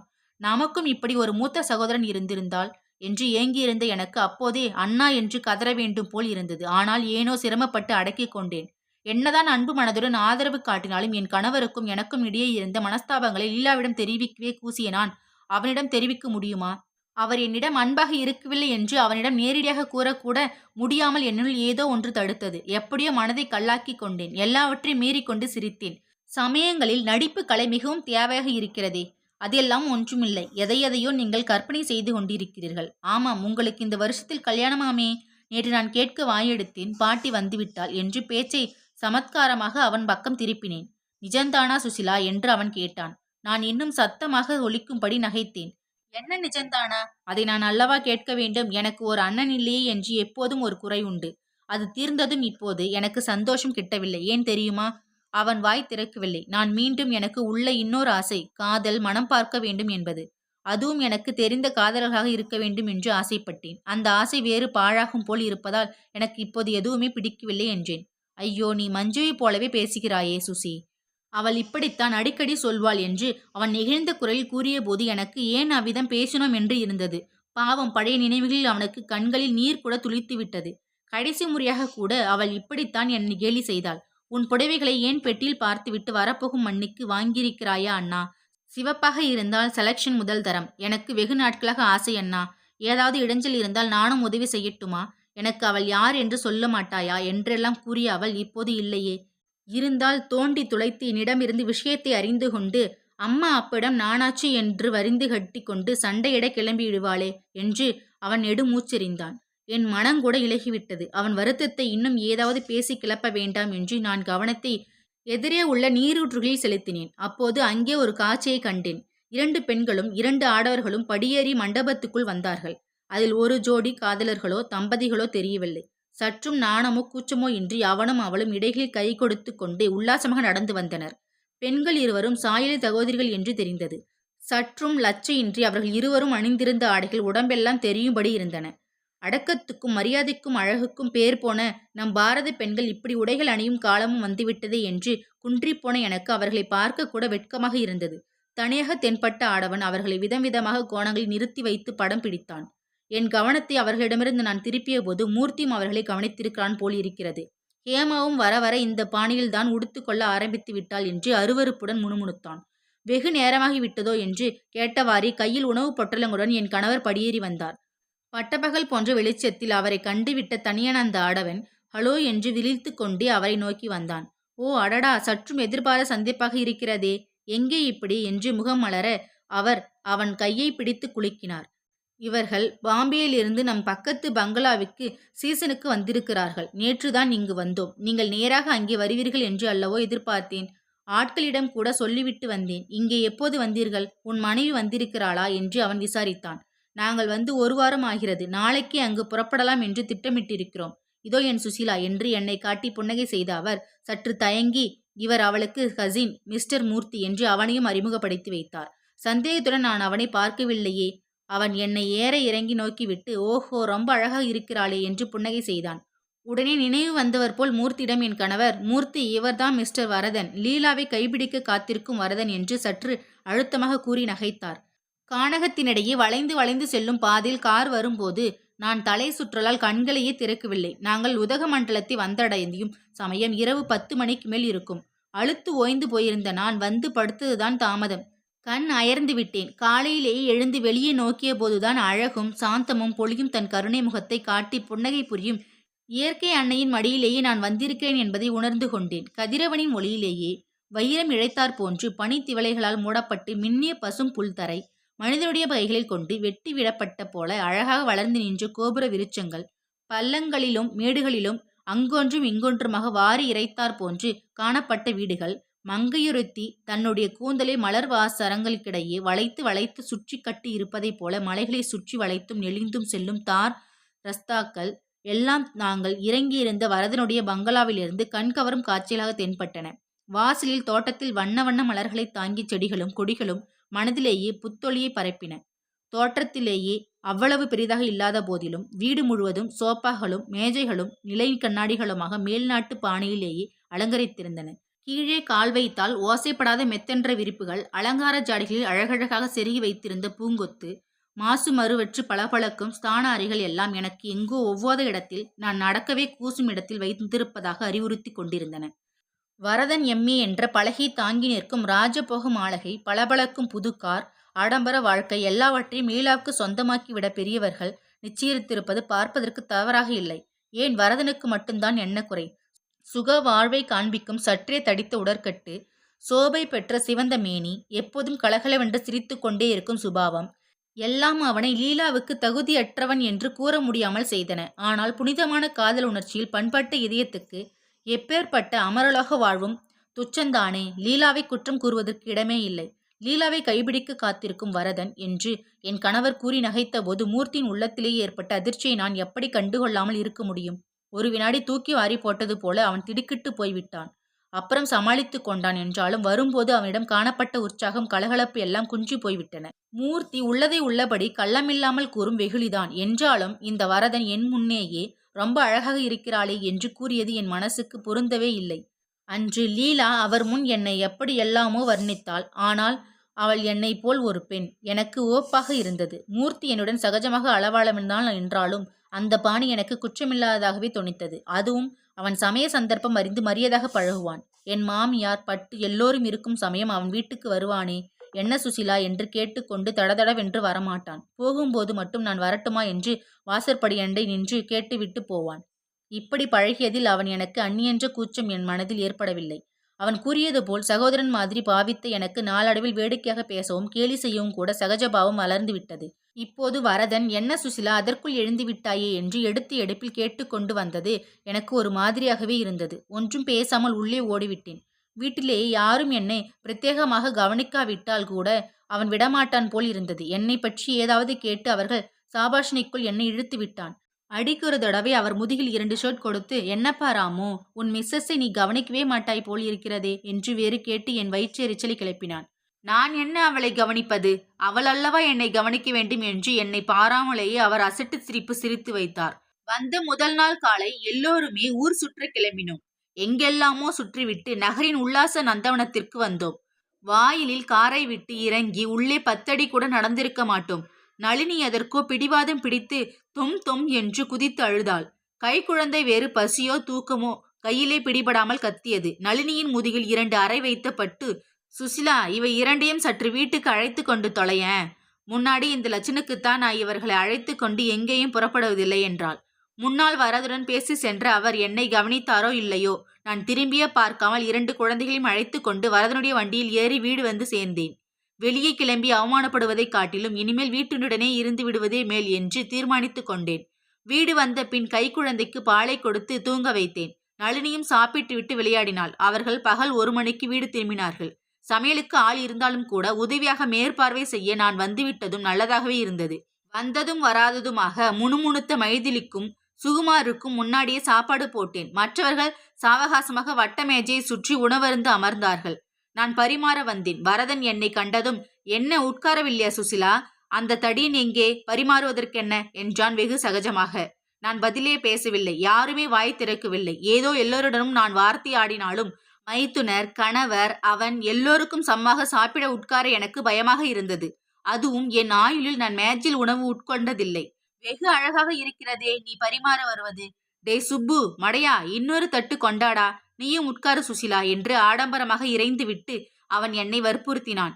எனக்கு தர்ம சங்கடமாக இருந்தது. வேண்டாம், பிறகு சாப்பிடுகிறேன் என்றேன். கிணற்றுக்குள்ளிருந்து பேசுவது போன்று பக்கத்திலேயே ஒன்றையும் கவனியாதவர் போல் அமர்ந்திருந்து என் கணவரின் முதுகில் சுவாதீனமாக ஒரு குத்து விட்டான் வரதன். டேய், வாயிலே கொழுக்கட்டியா அடைத்திருக்கிறது? தேவி, நீயும் போஜனத்திற்கு அமரலாமே என்று உபசாரம் பண்ணடா. நீ அல்லவோ சொல்ல வேண்டும். அதனால்தான் அவள் பேசாமல் நிற்கிறாள் என்று அவரை கடிந்து கொண்டான். அப்பா என்று அவர் முதுகை தடவி கொண்டார். இந்த 2 நாட்களில் நீ குத்தி குத்தி என் முதுகு வலி கண்டு விட்டது. ஆள் ஒருவன் அகப்பட்டேன் என்று இப்படியா குத்துவது? ரொம்ப ரொம்ப கெட்ட வழக்கம் அப்பா. நாளைக்கு இதே கைதானே ஞாபக மறதியாக வரும். மறதியாக பக்கத்தில் லீலா இருக்கும்போது இப்படி ஒரு குத்து விட்டாயானால் அவ்வளவுதான், ஜாக்கிரதை வேண்டும் என்று நாசுக்காக பேச்சை வேறு திசையில் திருப்பினார் அவர். டேய் பிரகஸ்பதி, போதும் உன் உபதேசம். உனக்கு இத்தனை குத்து விழுந்தும் எருமை மாடு போல உனக்கு உரைக்கவில்லையே. பெண்டாட்டியிடம் ஜாக்கிரதையாக இருப்பது பற்றி எனக்கு உபதேசம் செய்ய வந்துவிட்டான். உபதேசம்? எத்தனை நேரமாக அவள் தயங்கிக் கொண்டு நிற்கிறாள். இன்னமும் தான் ஆகட்டும், வாயை திறக்கிறானா பாரேன் என்று வரதன் விடாபடியாக அவருக்கு இன்னொரு குத்து விட்டான். இதற்குள் சுப்பு மேஜை ஓரத்தில் எனக்கு தட்டு கொணர்ந்து வைத்தான். எனக்கு உள்ளூர நடுக்கம் கண்டுவிட்டது. நாற்காலியை விட்டு எழுந்து நின்று அவர், நீங்களும் சாப்பிட உட்காரலாமே என்று நாடக பாணியில் காலியாக கிடந்த மற்றொரு நாற்காலியை சுட்டி காட்டி கூறியபோது என் மைத்தினர் உட்பட எல்லோரும் என்னை பார்த்து கொல் என்று சிரித்தார்கள். என் முகத்தில் குப்பென ரத்தம் ஏறியது. நம்மை நடுவில் வைத்துக்கொண்டு எல்லோரும் அவமானம் செய்கிறார்களே என்று கோபம் கூட வந்தது. நல்ல வேளையாக பட்டு என்னை விடுவிக்க முன் வந்தாள். நன்றாக இருக்கிறது நீங்கள் அவளை படுத்தி வைப்பது. நீ போமா சுசிலா, நான் தான் அவளை முன்னையே சாப்பிட்டு விடு. அப்புறம் நீங்கள் ஆளுக்கு ஒன்றாக கேட்பீர்கள். பரிமாறுகிறவனுக்கு ஒத்தாசை வேண்டும் என்றினை தவிர இப்படியெல்லாம் நீங்கள் கூத்தடித்தால் அவள் எப்படி உட்காருவாள்? அவளுக்கு வழக்கமில்லை என்று ஒரு போடு போட்டாள். நான் என் வாழ்வில் ஒரே ஒரு தடவை அவளுக்கு மனமாற நன்றி செலுத்தினேன். தைரியம் கொண்டவளாக கொண்டு வந்ததை பரிமாறினேன். ஏது பட்டு, அவள் உட்கார்ந்தால் கூட நீ வேண்டாம் என்பாய் போல் இருக்கிறதே. வழக்கம் எப்படி வரும்? 4 நாள் பழகினால் தானே வருகிறது என்றான் வரதன். ஆனால் அது அத்துடன் நின்றுவிட்டது. அலையடங்கிய சமுத்திரம் போல் கலகலப்பு ஓய்ந்தது. பாதி சாப்பாட்டின் போது என் கணவர், வெந்நீர் இன்னும் கொஞ்சம் சூடாக கொண்டு வா சுசி என்றார். நான் கொண்டு வந்து வைத்தேன். டம்ளரை உதட்டில் வைத்து கொண்ட அவர் சுருக்கிட்டு கீழே வைத்துவிட்டு, எவ்வளவு சூடு என்றார். அதிகமா என்று கேட்ட நான் டம்ளர் வெந்நீரை எடுத்து ஆற்றப் போனேன். வாய் கொப்பளித்து விடும் என்றார் அவர். அத்துடன் அது நின்றுவிட்டால் எவ்வளவோ நன்றாக இருந்திருக்கும். எனக்கு தெரியும். அவள் கொண்டு வந்து வைக்கும் போதே ஆவி வருவதை கவனித்தேன். வைத்துவிட்டு தன் கையை உதறி கொண்டாள். இப்படியா குடிக்க வெந்நீர் கொண்டு வைப்பது? இதெல்லாம் இன்னுமா ஒரு பெண்ணுக்கு தெரியாது? அப்படியே தூக்கி குடிப்பவர்களாக இருந்து வாயில் விட்டு கொண்டிருந்தால் என்ன ஆயிருக்கும் என்று கேட்டப்பட்டு என்னை முறைத்து பார்த்தாள். இதை என்னால் பொறுக்க முடியவில்லை. அவர் கேட்டார். நான் பதில் கூறினேன். சூடு அதிகம் என்று அவர் என்னை கோபிக்கலாம், அடிக்கவும் அடித்திருக்கலாம். எனக்கு சுருக்கென்று தேய்க்காது. இவள் ஏன் குறுக்கே வந்து விழ வேண்டும்? நான் வேண்டுமென்றே செய்வேனோ? அவருக்கு நாக்கு புண்ணானால் எனக்கு அந்த பொறுப்பு இல்லையா? நான் எந்த வேலையை செய்தாலும் குற்றம் கூறுவது அவள் வழக்கம்தான். ஒவ்வொரு நாளும் என் மாமியாருக்கும் அவளுக்கும் உணவு பரிமாறும் போது கலாசாலை பரீட்சை போல எனக்கு நெஞ்சம் அடித்து கொள்ளும். அத்தனை பயந்து பயந்து செய்தாலும் அவர்கள் கடுகு வெடிக்கவில்லை, உளுத்தம் பருப்பு தீயவில்லை, கஞ்சி வடியவில்லை என்று ஏதாவது சொல்லாமல் இலையை விட்டு எழுந்திருக்க மாட்டார்கள். 1000 புருஷர்களுக்கு அன்னம் படைத்து விடலாம். சர்வதிகார மனப்பான்மை கொண்ட 2 பெண்களை சமாளிப்பது கஷ்டம். இத்தகைய அவர்கள் வழக்கத்தால் என் மனம் காய்ந்துதான் போகிறது என்றாலும், இன்று வந்த இடத்தில் என்னை அவர்களுக்கு சமமாக மதிக்கும் வரதனுக்கு முன்னிலையில் என் கணவரையும் வைத்துக்கொண்டு அவர் கடுகடுக்காத போது வழியே அவள் வந்து குற்றம் கூறியதை என்னால் சகிக்க முடியவில்லை. நான் கொண்டு வைத்துவிட்டு கையை உதறி கொண்டேனோ? நாக்கு பொத்து போகும்படியாக இருக்கிறது. இதோ தொட்டு பாருங்கள். அவருக்கு வாய் வெந்து போக வேண்டும் என்று நான் காரியம் செய்ததை போலவே பேசுகிறீர்களே. உங்களுக்கு இருக்கும் பொறுப்பு எனக்கு இல்லையா? குற்றத்துக்கு எதுவும் இடமில்லாமல் போனாலும் இப்படி எதையாவது மிகைப்படுத்தி பொய்யாவது சொல்ல வேண்டுமா என்று படபடத்த கேள்விகள் எனக்கு கொதிக்கும் உள்ளத்திலிருந்து எழுந்தன. இத்தகைய வார்த்தைகளை நான் கேட்க அவள் பொறுப்பாளா? அவள் வேண்டுமானால் என்னை எதுவும் சொல்லலாம், எப்படியும் நடத்தலாம். என்னை ஏனென்று கேட்பார் இல்லை. உள்ளம் உணர்வு எல்லாம் எனக்கு கல்லாகிட வேண்டும். அவள் அப்படியா? அவள் சொற்கை கேட்கும் கணவர் உண்டு. அளவற்ற மரியாதை செலுத்த மைத்துனர் உண்டு. மருமகள் மீது அன்பு மழை பொழியும் மாமி உண்டு. இவற்றுக்கு மேல் அன்னை உண்டு, செல்வம் உண்டு, செழிப்பு உண்டு. வீட்டின் சர்வாதிகாரினி. களத்திலே கையை உதறிவிட்டு கோபத்தால் ஜொலிக்கும் முகத்துடன் என் கணவரை பார்த்தாள். பார்த்தாயா ராமு? இப்போது நான் இவளை என்ன சொன்னேன்? தப்பு செய்தால் இப்படி செய்தாயே அம்மா என்று கேட்டது தவறா? விடுவிடு என்று வாயில் வந்ததை கொட்டுகிறாளே. நான் பொய் சொல்லுகிறேன் என்று ஒரே அடியாக அடித்து விட்டாளே. எனக்கு என்ன மதிப்பு இருக்கிறது அப்புறம் என்று உதிரிகள் படபடக்க முறையிட்டாள். இரு தரப்பிலும் உள்ளே குமைந்து கிடக்கும் புகைச்சல் வெளியே கிளம்பிவிட்டது. அப்புறம் போக முடியாமல், இருபுறமும் நகர முடியாமல் நடுநிலையிலேயே தவிக்கும் அவர் எந்த பக்கம் சாய்காலாக நிற்கிறார் என்று பார்க்க வேண்டும். உண்மையிலேயே அவர் காதல் உள்ளம் படைத்தவரா என்று அறிய சந்தர்ப்பம் நேரிட்டிருக்கிறது என்று அவர் முகத்தை ஆதரவுடன் ஆவலுடன் நோக்கி நின்றேன். தராசின் தட்டு ஒருபுறமும் தாழவில்லை. மௌனமாகவே அவர் களத்தை விட்டு எழுந்தார். வரதன் சும்மா இருக்கக்கூடாதா? ஏன் பட்டு, சமத்துவம் சமத்துவம் என்று பெண்கள் கோஷமிடும் போது நீ மட்டும் இப்படி பத்தாம் பசலியாக இருக்கிறாயே? வெந்நீர் கொண்டு வைத்தால் அது சூடா இல்லையா என்று பார்த்துவிட்டு குடிப்பதற்கு என்ன இந்த துரைக்கு? அதை கூட அவள் பார்த்து வைக்க வேண்டுமாக்கும். மனைவி அன்பு மேலிட்டு செய்கிறாளே என்று நினைக்க வேண்டுமே ஒழிய அவளை இப்படி செய்ய வேண்டும் அப்படி செய்ய வேண்டும் என்று ஆணவத்துடன் நிர்பந்தப்படுத்துவது சரியல்ல. என்னை கேட்டால் சமயம் நேரும் போது கணவனும் அதே போலத்தான் மனைவிக்கு பணிவிகள் செய்ய வேண்டும் என்பேன் என்று குட்டி பிரஜாங்கம் நிகழ்த்திவிட்டு எழுந்தான். கை கழுவி விட்டு வந்த என் கணவர் இம்முறை அவன் முதுகில் தட்டி கொடுத்து, பரவாயில்லை, இவ்வளவு தெரிந்து வைத்திருக்கிறாயே, பிழைத்து போவாய் என்று நகைத்தார். அவன் உள்ளூர மகிழ்ந்து கொண்டதை முகம் காட்டியது. என் மைத்துனர் ஒன்றையுமே காதில் போட்டு கொள்ளாதவர் போன்று மௌன சாமியாராக வயிற்று தடவியவாறு ஏப்பம் விட்டார். பட்டுவுக்கு முகம் 4 படி வெண்கல பாணியைப் போல் உப்பி இருந்தது. அவளுடைய முறையீட்டை என் கணவர் எடுத்துக்கொண்டு என்னை தண்டிக்கவில்லை என்ற மனத்தாங்கள் உள்ளே இருப்பது வெளியே நன்றாக தெரிந்தது. எனக்கோ வரதன் முன்னிலையில் அவள் என்னை மட்டம் தட்டியதும், அவர் அதை கேட்டுக்கொண்டு எனக்கு பரிந்து அரை வார்த்தை கூட பேசாமல் இருந்ததும் மனப்புண்ணிலேயே அதிகமாக தைத்தன. அவனுக்கு கூட பொறுக்கவில்லை. அவர் பொறுத்து விட்டார். உள்ளுக்கு இல்லாவிட்டாலும் ஊருக்காகவது பால் குடிக்க வேண்டாமா? அவருக்கே அவமானமாக இல்லையா? ஆனால் அவளுக்கு உரம் கொடுத்து ஏண்டி அதிக பிரசங்கி என்று கண்டிக்காமல் இருந்தாரே என்னை, அந்த மட்டம் பெரிதுதான். அன்று ஏதேதோ கடிதங்கள் வந்தன. அவர்கள் பேச்சுகளை கேட்டும் என் கணவர் தம் உடைமைகளை தனியே எடுத்து வைத்துக் கொள்வதைக் கண்டும் எனக்கு யாரோ நெஞ்சை அமுக்கி பிழிவது போல இருந்தது. காரியலகத்தில் இருவரும் ஒரு வாரமாக இல்லாமல் இருந்ததே மிக மிக நெருக்கடியை கொணர்ந்து விட்டதாம். எனவே அவர் மறுநாளே போகிறார். அவர் என்னிடம் ஆதரவு காட்டி பரிந்து வரவில்லை. அன்பு மழை பொழிந்து ஆறுதல் காட்டவில்லை. என்றாலும் அவர் இருக்கும் வீட்டிலேயே நான் இருந்தேன். என் கண்முன் அவர் நடமாடி கொண்டிருந்தார். இனி அதுவும் இல்லை. சூரியன் இல்லாத வானம் போல, அச்சில்லாத தேர் போல என் வாழ்க்கை இந்த அழகிய ஊரிலேயே கழிய வேண்டும். குழந்தைகளுக்கு தாதியாக, கூப்பிட்ட குரலுக்கு ஏவலாளியாக நான் உணர்ச்சியற்று உழைக்க வேண்டும். அவர் நெஞ்சம் கல்தானா? இருதயமே இல்லையா? என்னுடைய இந்த வாழ்க்கைக்கு முடிவே இல்லையா? நான் செய்துவிட்ட தப்புக்கு அதை தப்பு என்றே வைத்து கொண்டாலும் வாழ்வையே பலி கொடுக்க வேண்டுமா? இருதயத்துள்ளே ஒரு பிரளயம் வந்துவிட்டது போல குமுறியது. இரவியனுடன் தூங்கும் சுகுமாரும் மைதிலியும் வழக்கம் போல கதை சொல்லு சித்தி என்று கேட்டபோது ஒன்றும் அறியா குழந்தைகளிடம் கதையுமாச்சி கிதையுமாச்சி என்று ஒரு நாளும் இல்லாமல் எரிந்து விழுந்தேன். வெளியே ஹாலிலேயே பட்டு, மைத்துனர், வரதன் அவர் 4வரும் சீட்டாடி கொண்டிருந்தனர். சிரிப்பொலியும் சீட்டு கலைக்கும் சப்தமும் வரதனின் வெண்கல தொண்டையும் அவ்வீட்டையே கிடுகிடுத்து வைத்துக் கொண்டிருந்தன. கடிகாரத்தில் மணி 10 அடித்து விட்டது. தூங்கிவிட்ட குழந்தைகளை சரியாக கட்டிலில் நகர்த்தி விட்டேன். ஆயிற்று, இந்த சீட்டாட்டம் இன்னும் சற்று பொழுதிலேயே ஓய்ந்துவிடும். அப்புறம் அவர் பூனை போல அடிமேல் அடி வைத்து ஓசைப்படாமல் கதவை திறந்து கொண்டு வருவார். என்னை பார்த்தாலே எங்கே நெஞ்சம் நிலைகுலைத்து விடுமோ என்று முகத்தை மறுபுறம் திருப்பிக் கொள்வார். நான் விளக்கை அணைக்காமல் உட்கார்ந்திருப்பது தெரிந்தால், இன்னும் படுத்து கொள்ளவில்லையா, விளக்கை அணைத்து விட்டால் தேவலை என்பார். அவரது மன உறுதி என்னை கல்லாக்கிவிடும். ஏதேனும் வாயை திறந்து பேச வேண்டும் என்று நினைத்திருந்தேனானால் கூட அதை கூட மென்று விழுங்கிவிடும்படி செய்துவிடும் அவரது அசியா நெஞ்சம். பெண்கள் தங்கள் சாகத பேச்சிலும் மயக்கும் கண்வீச்சிலும் மோகன புன்னகையிலும் முற்றும் துறந்து முனிவர்களையும் நிலைகுலைய செய்கிறார்கள் என்பதை நான் அறியாதவர்கள் அல்ல. தூய்மையான அகக்காதல் இல்லாத இடத்தில் கீழ்த்தரமான மனப்பான்மைக்கு எழுச்சி கொடுக்கும் வண்ணம் எடும் முயற்சி அவை. கணவன் மனைவி என்ற புனித உறவுக்கு அஸ்திவாரம் இல்லாமல் எழும் உடற்கலைப்பிலேயே வெறுப்புற்றுதானே என்று நான் வெகுண்டு தள்ளினேன். அவரிடம் நான் வேண்டி விழையும் அகக்காதலுக்கு என்னென்ன சாதனைகள் செய்ய வேண்டும் என்பதை நான் அறிந்திலேனே. ஜன்னல் திரையை அகற்றிவிட்டு கண்ணாடி கதவை திறந்தேன். மழைக்காற்று சில்லென்று உள்ளே நுழைந்தது. என் உடல் சிலிர்த்தது. புடவை தலைப்பை இழுத்து போர்த்தி கொண்டு நான் வெளியே நோக்கினேன். பின்னிலா காலம் போல் இருக்கிறது.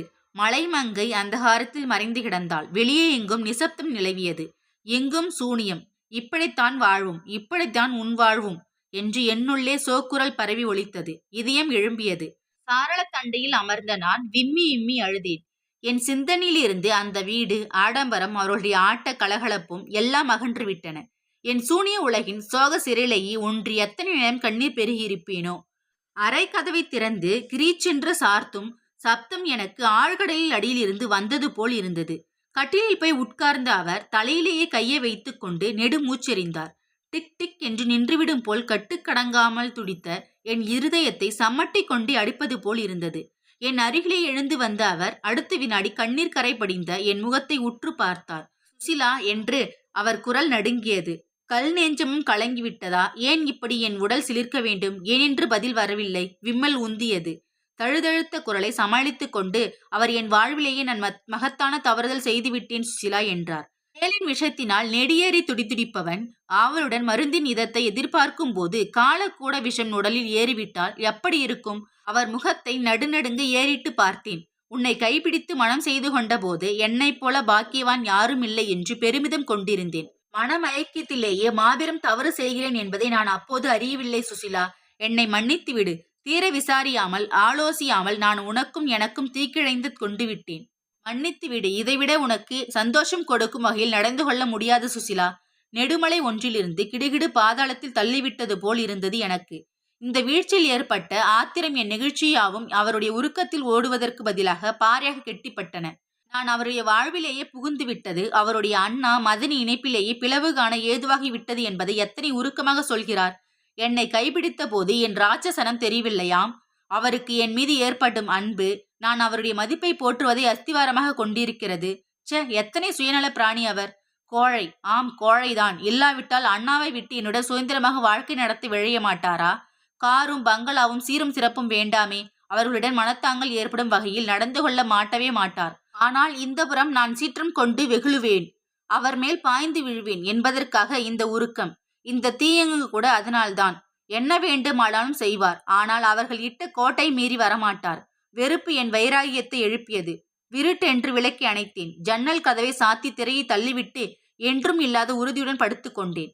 வரதன் பார்த்து பார்த்து கட்டியிருந்த வீட்டின் அந்த ஜன்னலிலே அதுவரை யாரும் சோகத்தை கண்டிருக்க மாட்டார்கள். இனிமேலும் யாரும் வரப்போவதும் இல்லை. ஒரு விதத்தில் சிந்தித்து பார்த்தால் கடவுள் அருள் வள்ளலாம். கஷ்டத்தையும் கொடுக்கிறார். அப்படி ஒரு துயரம் நேரிட்டால் நாம் எப்படி சமாளிப்போம் என்ற பீதியும் கொண்டிருக்கும் போது தாங்குவதற்கு சக்தியும் அளிக்கிறார். எப்படி சகித்துக் கொள்கிறோம் என்றே அந்த சமயத்தில் புரிவதில்லை. பின்னால் கூட நாம அந்த மலையை தாங்கினோம் என்று ஆச்சரியம் எழும். நான் பயந்து இப்போது எனக்கு லயித்து விட்டது. அவர் மனத்திரைக்குள் என்ன இருக்குமோ என்று சந்தேகப்பட வேண்டாம். ஆராய்ச்சிகள் செய்து குட்டையை குழப்பிவிட வேண்டாம். என் உணர்ச்சிகளுக்கு மதிப்பும் கொடுக்க மாட்டார். காதலை தெய்வமாக போற்ற மாட்டார். ஏதோ அவர் இஷ்டப்படி இழுக்கும் இடத்தில் எல்லாம் நீண்டு கொடுக்கும் ரப்பரை போல நானும் இருப்பேன் என்று என்னை கேவலமாக நினைத்து விளையாட்டு போல் மணந்து கொண்டு விட்டார். இப்போது அவருக்கும் கஷ்டம், எனக்கும் கஷ்டம். படுகுழியில் விழுவோமே என்ற திகிலில் இருந்து விழுந்து விட்டேன் என்று தீர்ந்து விட்டது. என் போன்ற அதிசய வாழ்வு எந்த பெண்ணுக்காவது கிட்டு இருக்குமா? ஐயோ பாவம், புககம் படும் கர்நாடகம். அவன் ஓர் அம்மா பிள்ளை, ரொம்பவும் கஷ்டப்படுகிறாள் பெண் என்று ஜகதுவிடம் தோன்றும் அனுதாபம் கூட என்னை கண்டு யாருக்கும் தோன்றாது. நாகரிக போர்வையும் ஆடம்பர வாழ்வின் முகமூடியும் இவர்களது உண்மை தோற்றத்தை வெளியே காண்பிக்க மாட்டா. என் நாவல நிலையும் வெளியே தெரியாது. இதுதான் என் தலைவிதி என்று எத்தனை தீர்மானமாக உறுதி கொள்ள முயன்றாலும் என்னை அறியாமலேயே இருதயத்தின் ஒரு மூலையிலேயே வானம் குமுறுவது போல குமுறிக் கொண்டிருந்தது. எந்த திசையில் செலுத்தலாம் மனதை என்று யாரையோ சிந்தித்து பார்த்தேன். ஊர் நினைவு வந்ததும் சரளா என்னுள் வந்தாள். அப்புறம்தான் எனக்கு ஞாபகம் வந்தது. புங்கனூருடைய என் சங்கீத அபிப்பிராயத்தை மூட்டை கட்டி விட்டேனே. வீட்டிலே அப்போது யாருமே இல்லை. பெரிய குழந்தைகள், மைத்துனர், பட்டு எல்லோரும் கூனூர் ரோஜா தோட்டத்துக்கு சென்றிருந்தனர். வரதனம் எங்கோ போயிருந்தான். விளக்கேற்றி விட்டு 2 பாட்டு பாடலாம் என்ற எண்ணத்துடன் அறையை விட்டு வெளியே வந்தேன். அவ்வளவு ஆடம்பரமாக எல்லாவித சுக சௌகரியங்களும் நிரம்பியிருந்த அந்த வீட்டிலேயே சுவாமி அறை படமோ குத்துவிளக்கோ ஒன்றையும் காணவில்லை. செல்வமும் சுகமும் இருந்துவிட்டால் கடவுள் நினைப்பு அனாவசியம் போலும். நான் இருந்த அறை அலமாரியில் 4 மெழுகுவர்த்திகள் என் கண்களில் தென்பட்டன. எப்போதாவது மின்சார ஓட்டம் தடைபெற்று விட்டு விளக்கு அணைந்து விட்டால் அவசர தேவைக்காக அவற்றை வாங்கியிருக்க வேண்டும். ஒரு மெழுகுவர்த்தியை ஏற்றி வைத்தேன். தீபாவளியை ஒரு நிமிஷம் என்னை மறந்துவிட்டு உற்று கவனித்தேன். முழுவதும் பிழம்பாக தெரியவில்லை. அடியிலேயே நீலம், நடு மையத்திலேயே சந்திரனின் மையத்தில் போன்ற கருமை, நுனியிலேயே கொழுந்த சிவப்பு, இத்தனையும் தாங்கிக் கொண்டு ஒளி சுடர் விட்டிருந்தது. இது கண்ணை பறிக்காமல் அடக்கமாக மனதுக்கு சாந்தியையும் குளிர்ச்சியையும் இதனாலேயேதான் தீபச்சுடர் அளிக்கிறது என்று அழிந்து கொண்டேன். இன்னல், கவலை, சோர்வு ஆகியவை இருந்தாலும் இந்த ஒளியைப் போல அன்பின் சுடரால் தாங்கப்படும் வாழ்வை கொடு தேவி என்று என்னையும் அறியாமல் உள்ளம் பிரார்த்தித்து கொண்டது. பிறகு நான் என் மனதை விட்டு துன்பங்களை எல்லாம் மறந்து பாடினேன். 1 பாட்டு 2 பாட்டு என்று என் மனம் முழுவதும் அதில் லயித்தது. சாந்தி கண்டது. யாருமே என்னை தடுப்பார் இருக்கவில்லை. தன்னிச்சக தோன்றிய கீதங்களை எல்லாம் நான் இசைத்து கொண்டிருக்கும் போதே நான் பார்த்து கொண்டிருந்த மெழுகுவர்த்தி அணைந்தது. ஜன்னல் கதவு திறந்திருக்கிறது, காற்று அணைத்து விட்டது போலிருக்கிறது என்று எண்ணியவளாக சாத்துவதற்காக எழுந்தேன். திரும்பிய நான் திகை பூண்டை மிதித்தவள் போல மருண்டு நின்று விட்டேன். அரை வாயிற்படியிலேயே 2 கைகளையும் பக்கத்துக்கு ஒன்றாக வைத்த வண்ணம் புன்னகை மலர்ந்த வதனத்துடன் வரதன் நின்றான். எத்தனை நேரமாக இருக்கிறானோ. மிக நன்றாக பாடுகிறாயே சுசிலா. பக்கவாத்தியம் இல்லாமல் ரேடியோவில் யாரோ பாடுகிறார்கள் என்று நான் எண்ணிக்கொண்டே வந்தவன், நீ பாடுகிறாய் என்று தெரிந்து கொண்டதும் அதிசயப்பட்டு பிரமித்து விட்டேன். இவ்வளவு இனிமையான சாரீரமும் சங்கீத திறமையும் படைத்தவள் நீ என்று எனக்கு இதுவரை யாருமே சொல்லவில்லையே என்றான். வெட்கமும் பயமும் என்னை சூழ்ந்து கொண்டன. அசையவும் மறந்தவளாக தலையை தொங்கவிட்டு கொண்டு நின்றேன். எத்தனை வருஷம், யாரிடம் கற்றுக்கொண்டாய் என்று அவன் கேட்டான். நான் கிணற்றுக்குள்ளிருந்து பேசுவது போல முணுமுணுத்தேன். இன்னும் 2 பாட்டுக்கள் பாடுகிறாயா? அதற்குள் ஏன் எழுந்து விட்டாய்? நான் வந்துவிட்டேன் என்றா? நானும் ஓரளவு சங்கீதம் பயின்றிருக்கிறேன். கொஞ்சம் காலம்தான் வீணை கூட சாதனை செய்து வருகிறேன். நீ இவ்வளவு உயர்தரமாக பாடுவாய் என்று எனக்கு தெரியாமல் போய்விட்டதே இவ்வளவு நாளாக என்றான் அவன். பலவந்தமாக ஒரு சிறைக்குள் அகப்பட்டு விட்டது போல் இருந்தது எனக்கு. வீட்டிலே யாரும் இல்லை. இவன் சொல்லுகிறபடி பாடலாமா? திடீரென்று பட்டுவும் மைத்துனரும் வந்துவிட்டால் என்ன நினைத்து கொள்ள மாட்டார்கள்? ஆனால் ஏன் தவறாக நினைத்து கொள்ள வேண்டும்? அவனுக்கும் இந்த கலையிலேயே ஞானம் இருக்கிறது. என்னை மதித்து விரும்பி 2 பாட்டுக்கள் பாட சொல்லும் போது நான் மறுக்கலாமா? நான் புககம் வந்து அத்தனை நாட்களிலேயே என்னை பாடு என்று யாருமே அதுவரையில் சொன்னதில்லை. பெரும்பாலும் விவாகத்துக்கு பெண் பார்க்க வருகிறவனுக்கு பெண்ணுக்கு பாட தெரியுமா, ஆடத் தெரியுமா என்று கலையார்வம் உள்ளவர்களைப் போல் காண்பித்து கொண்டு பெண்ணை பரீட்சை செய்து பார்த்ததுடன் சரி. கணவன் வீடு வந்துவிட்டால் அவள் பாட்டு ஆட்டம் எல்லாவற்றையும் மூட்டை கட்டி வைத்து விட வேண்டியதுதான். குழந்தையின் வளர்ச்சிக்கு தாயின் அரவணைப்பு தேவையாக இருப்பது போல கலை வளர்ச்சிக்கு பிறருடைய உற்சாக தூண்டுதல் தேவை. அது இல்லாவிட்டால் உள்ளே இருக்கும் கலை சோம்பு உறங்கி மங்கிவிடும். மனைவி கற்றிருக்கும் அருங்கலையை போற்றி வளர்க்கும் கணவன்மார்கள் நம் சமூகத்தில் மிக குறைவு. அப்படியே அவன் ஆர்வம் உள்ளவனாக இருந்தாலும் சூழ்நிலை சரியாக இருப்பதில்லை. ரேடியோ வைத்திருக்கிறார்களே, அது பெருமைதான். கடனே என்று அது ஏதாவது அழுது கொண்டிருக்க அவர்கள் சுவாரஸ்யமாக அரட்டை அடித்துக் கொண்டிருப்பார்கள். தூண்டுதல் இல்லாவிட்டால் பாடவே முதலில் மனம் எழும்புவதில்லை. இரண்டாவதாக எனக்கு அந்த வீட்டிலே எங்கே ஓய்வு இருக்கிறது? இப்போது வரதன் என் கானத்தை ரசித்து கேட்டிருக்கிறான். உற்சாகத்துடன் இன்னும் 2 பாட்டுக்கள் இசைக்கு தூண்டுகிறான். என் கலை தளிர்த்து வளர இதுதானே தேவை. நான் ஏன் பாடக்கூடாது? மனதை திடப்படுத்திக் கொண்டு நான் என்ன பாட்டு பாடலாம் என்று யோசனை செய்தேன். அதற்குள் அவன் சுருதி பெட்டி கொண்டு வருகிறேன் என்று போனான். நான் இதுதான் சமயம் என்று கூடத்துக்குள் வந்து உட்கார்ந்து கொண்டேன். நடுவே அவன் சுருதி பெட்டியை கொண்டு வந்து வைத்தான். எனக்கு குரல் நடுங்கியது. அவசர அவசரமாக ஒரு பாட்டை பாடி முடித்துவிட்டு எழுந்தேன். நான் சொல்லாமலேயே நீ பாடிக்கொண்டிருந்தாயே, அந்த இனிமை இப்போது குன்றிவிட்டது. நான் முட்டாள்தனம் பண்ணினேன். தெரியாமல் வெளியிலேயே நின்றிருக்க வேண்டும் என்று அவன் நகைத்தான். சங்கோஷத்தின் பிடியிலேயே சிக்கி கிடந்த நான் தலையை குனிந்து கொண்டு மௌனம் சாதித்தேன். நீ இப்போது பாடினாயே அந்த பாட்டை நான் வீணையில் அபியசித்து வருகிறேன். இதோ வாசிக்கிறேன். எப்படி இருக்கிறது என்று சொல், பார்க்கலாம் என்று என் பதிலை எதிர்பாராமலேயே அவன் வீணை தூக்கி கொண்டு வந்தான். அடிமனதில் அச்சம் துடித்தது எனக்கு. சுருதி கூட்டிக் கொண்டு அவன் நான் பாடிய கீதத்தை அதே மாதிரியில் வீணையில் இசைத்தான். அவ்வளவு உயர்தரமாக அவன் வாசிப்பான் என்பதை சிறிதும் எதிர்பார்த்திராத எனக்கு ஆச்சரியமாகவே இருந்தது.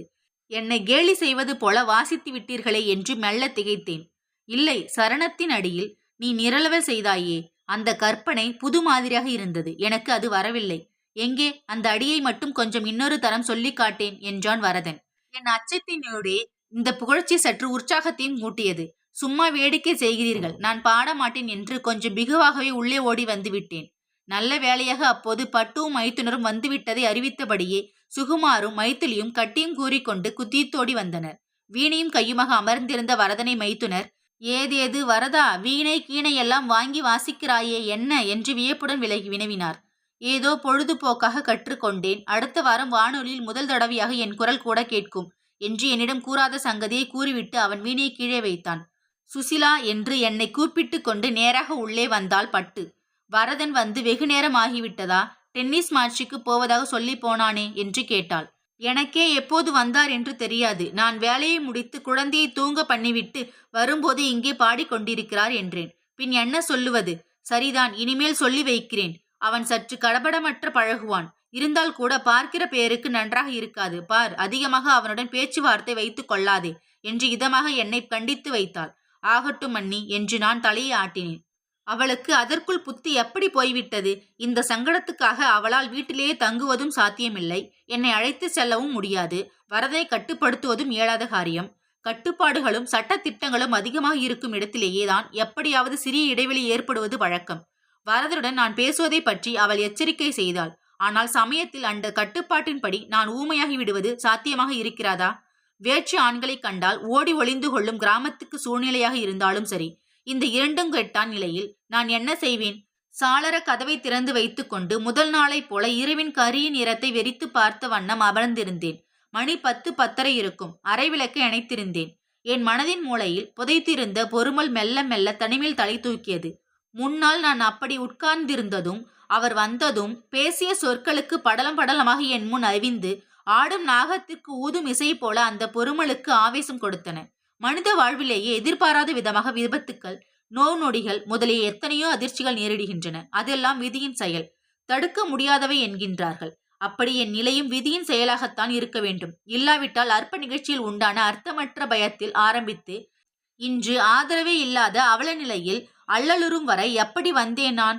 உலகத்திலேயே இல்லாத அதிசயமாக என்றோ ஆதரவு காட்டிய அண்ணன் மதனியிடம் காட்டும் நன்றி உணர்ச்சிக்காக மனைவின் உணர்ச்சிகளை துச்சமாக கருதுவரா அவர்?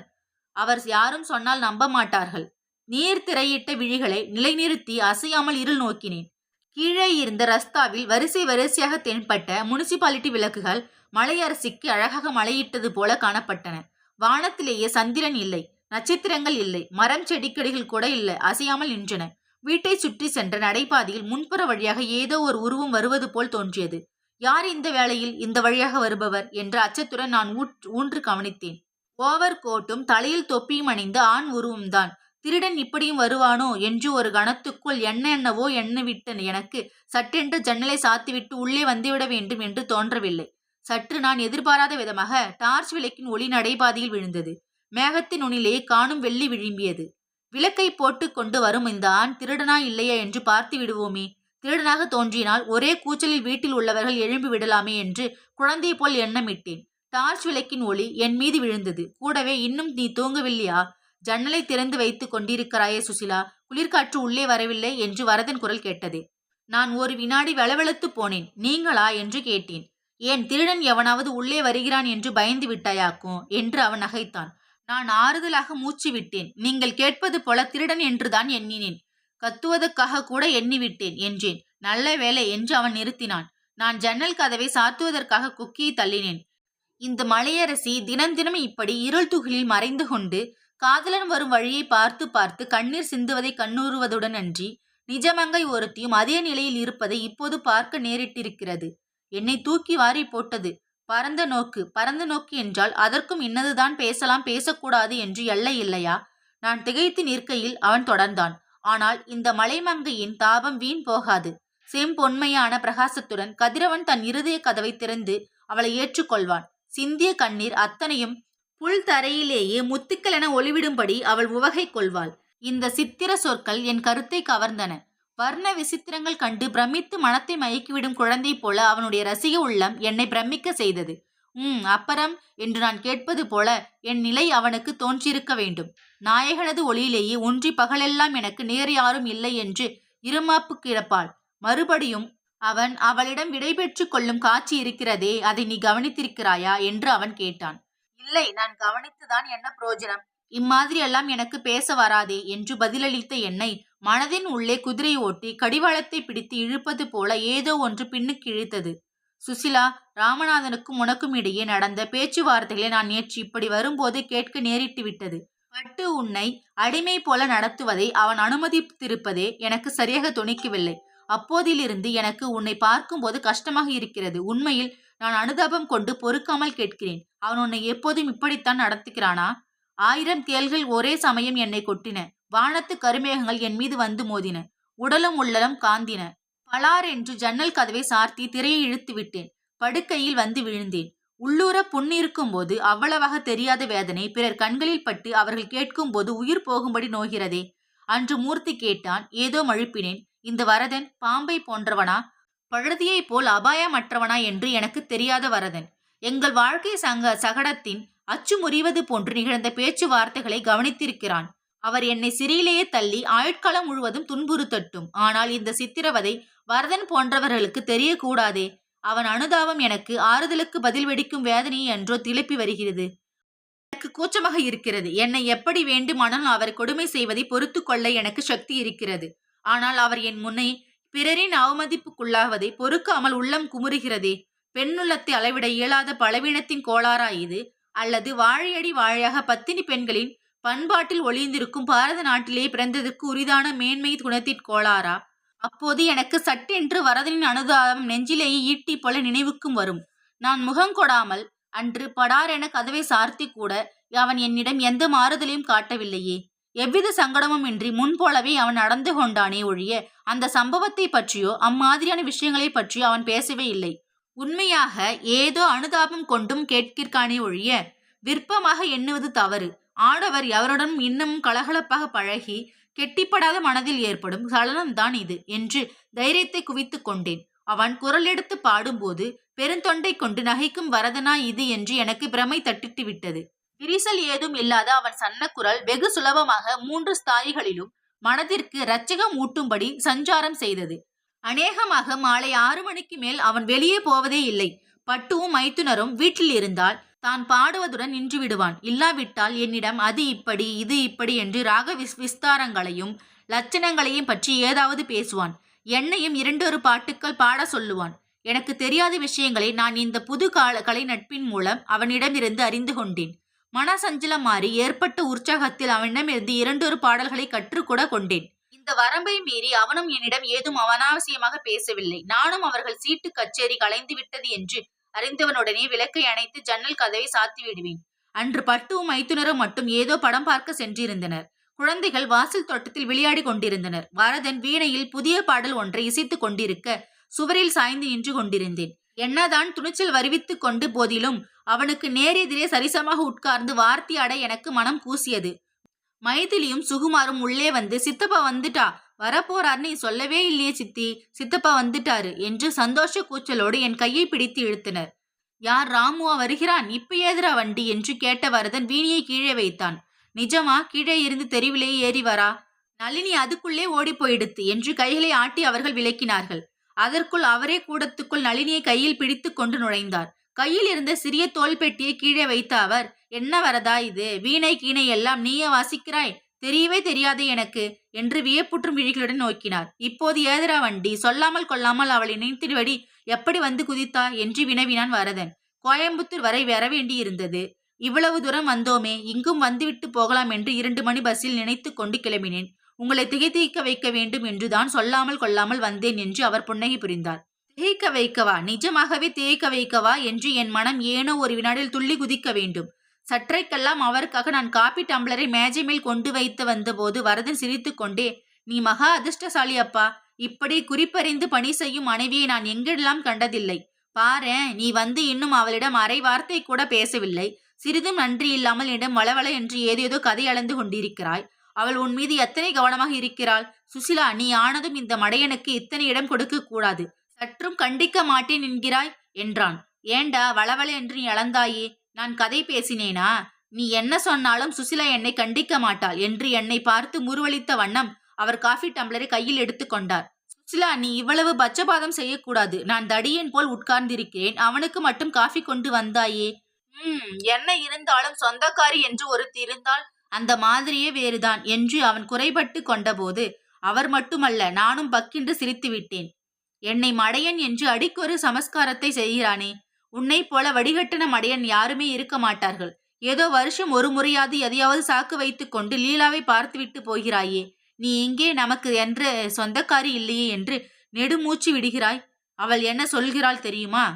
அவர் நிறுத்தும் போது எனக்கு ஏன் படபடக்க வேண்டும்? மூர்த்தியின் சமாச்சாரம் அவருக்கு தெரிந்து விட்டதா? அதை அவனிடம் சொல்ல போகிறார். வரதன் பதிலே கூறாமல் அவர் முகத்தை பார்த்தான். இன்னும் எம்ஏ படிக்க போகிறாளாம், அப்புறம்தான் கல்யாணம் என்று. இன்னும் 2 வருஷம் பேசக்கூடாது என்று அம்மாமியிடம் கண்டிப்பாக கூறிவிட்டாள். நீ என்னடா என்றால் இங்கே சொந்தக்காரி வரவில்லை என்று ஏங்குகிறாய் என்றார் என் கணவர். அப்பாடா, படிக்கட்டுமே, இப்போது பரீட்சை முடிவு வந்துவிட்டதா என்ன என்று பரந்த மனத்தினனாக வரதன் கேட்டான். அழகாய்த்தான் இருக்கிறது. அது வந்து எத்தனை நாட்களாய் விட்டன? லீலா முதல் வகுப்பில் தேறியிருக்கிறாள். ஒரு சந்தோஷ கடதியாசியாவது எழுதி போடு. ஆமாம், வீணை கீணை எல்லாம் தடபுடலாக இருக்கிறதே. எத்தனை நாட்களாக அப்பா இந்த துறையில் இறங்கியிருக்கிறாய்? திடீரென்று வானொலியில் என் குரல் கேட்டதும் அப்போது நீங்கள் எல்லோரும் ஆச்சரியப்பட வேண்டும் என்று எத்தனை நாட்களாக நான் கோட்டை கட்டியிருந்தேன் தெரியுமா? அத்தனையும் சுசிலாவால் பாழாய் போய்விட்டது. நான் ஏதாவது வாயை திறந்தாலே உள்ளே ஓடிவிடுவாள். வீணையும் சுருதியும் பெட்டியும் பார்த்துவிட்டு, யார் பாடுவார் இங்கு என்று என்னிடம் வாயை திறந்து கேட்டுவிட்டாள். அவளே கேட்கும் போது நான் உண்மையை ஒப்புக்கொள்ள வேண்டி வந்துவிட்டது. எனக்கு ஒரு வினாடி திக்பிரமே இருந்தது. குழந்தையையும் கிள்ளிவிட்டு தொட்டிலையும் ஆட்டுபவனா அவன்? அவன் பாடுவதை நானா கண்டித்து விட்டு கேட்டேன்? ஆமாம், சுசிலா நன்றாக பாடுவாளே, நன்றாக கற்று தேர்ந்தவள், அதனால் கேட்டிருக்கிறாள். ஓஹோ, நீ ரேடியோவில் வேறு பாடுகிறாயா? ஆனால் சுசிலா, உன் வித்தியை வெளியிட்டிருக்காமல் போனால் நாங்கள் நீ நினைத்தது போல் ஆச்சரியப்படவும் மாட்டோம், திடுக்கிடவும் மாட்டோம். எத்தனையோ தடியர்கள் எருமை மாட்டு தொண்டையை வைத்துக் கொண்டு பாடுகிறார்கள். வெளியிடங்களில் நடக்கும் கிரிக்கெட் வருணியை தவிர நான் ரேடியோவில் செய்திகள் கூட கேட்பதில்லை. விடிந்தால் சமாச்சாரங்கள் பத்திரிகைகள் வந்து விடுகின்றனவே. எனவே நீ பாடியிருந்தாலும் ஆடியிருந்தாலும் சொல்லாமற் போனாமல் யாருமே கவனிக்கப் போவதில்லை. எனக்கு என்னவோ பெண்கள் பாடினால் கேட்க சற்று இனிமையாக இருக்கிறது. எருமை கடாவைப் போல இடிக்குரலை வைத்துக்கொண்டு நாமெல்லாம் பாட ஆரம்பிப்பது என்பது சகிக்க முடியாது இருக்கிறது என்று தம்முடைய அபிப்பிராயத்தை சற்று ஒளிவு மறைவின்றி கூறிவிட்டார் அவர். சகிக்க முடியாதா? நீ ரசிக்கும் லட்சணம் அவ்வளவுதான். நல்ல தேர்ந்த நாணத்துடன் குரல் வசதியுடன் இருந்தால், ஆணாக இருந்தால் என்ன, பெண்ணாக இருந்தால் என்ன, யாருமே பாடலாம். உங்களுக்கெல்லாம் அனுபவிக்க தெரியவில்லையே என்று அனுதாபம் இருக்கிறது எனக்கு. அதுவும் சுசிலா இந்த கலையை இத்தனை ஆர்வத்தோடு கற்று தெரிந்திருக்கும் போது நீயே இப்படி பேசினால் அவளுக்கு எப்படி இருக்கும்? மனைவிக்காவது நீ சங்கீதத்தை அனுபவிக்க கற்றுக்கொள்ள வேண்டாமா என்றான் வரதன்.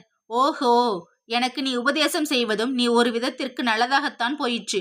லீலா இருக்கிறாளே, அவளுக்கு இது விஷயமாக ஆ ஆ கூட தெரியாது. என்றாலும் அனுபவிப்பது என்றாயே, அதிலே எனக்கு அக்காவன்தான் இருப்பாள்.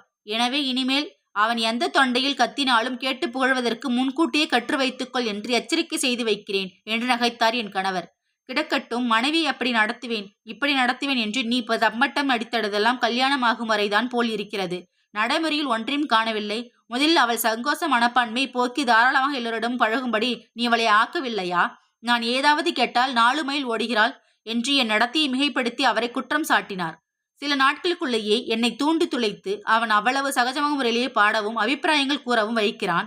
இத்தனை மோசமாக அவன் பழக தெரியாத இயல்பை ஏன் மிகைப்படுத்த வேண்டும்?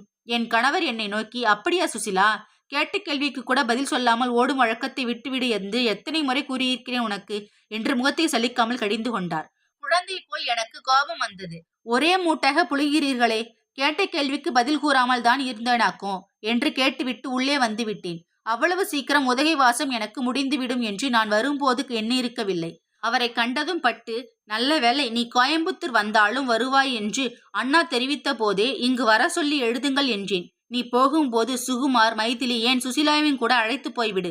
பள்ளிக்கூடம் திறந்து விடுவார்கள். நீ அங்கே இருக்கும்போது பாவம் அவள் இங்கே இருப்பானேன். ஏதோ ஆசைக்கு கொஞ்ச நாள் இருந்தாச்சு என்று என்னை நோக்கி புன்னகை செய்தவாறு பொழிந்தாள். எத்தனை கருணை, எத்தனை அன்பு! உண்மையில் அந்த நினைப்புடனா அவள் என்னை அனுப்புகிறாள்?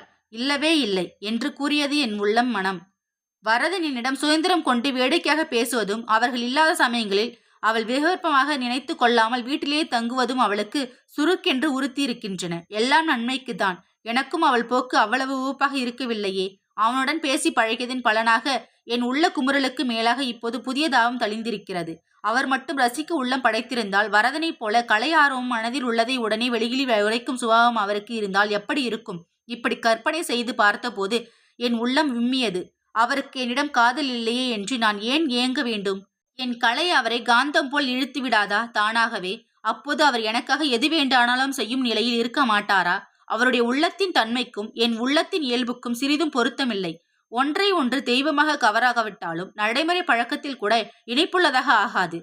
நான் எண்ண முயன்றும் பயனில்லை. பாலுடன் தேன் சேருமே அல்லாது புளிநீர் இணைந்து போகுமா? அதற்கு உப்பும் காரமும் ஆகிய அதன் இயல்பை ஒத்த பண்டங்களே சேரும். அத்தனை நாட்கள் நான் அறியாத புது உண்மையை வரதன் எனக்கு அறிவுறுத்தி விட்டான். மேலும் ஆதரவு கிடைக்க வேண்டிய இடங்களிலிருந்து எனக்கு ஆதரவு கிடைக்கவில்லை. அனுதாபமும் ஆதரவும் வரும் திசைகளை நம்பி நான் செல்லுவது கூடாது. அவை சாவுக்கு பயந்து சமுத்திரத்தில் ஓடுவதை போன்று அபாயகரமானவை என்று எனக்குள்ளே ஏதோ ஒன்று கூறியது.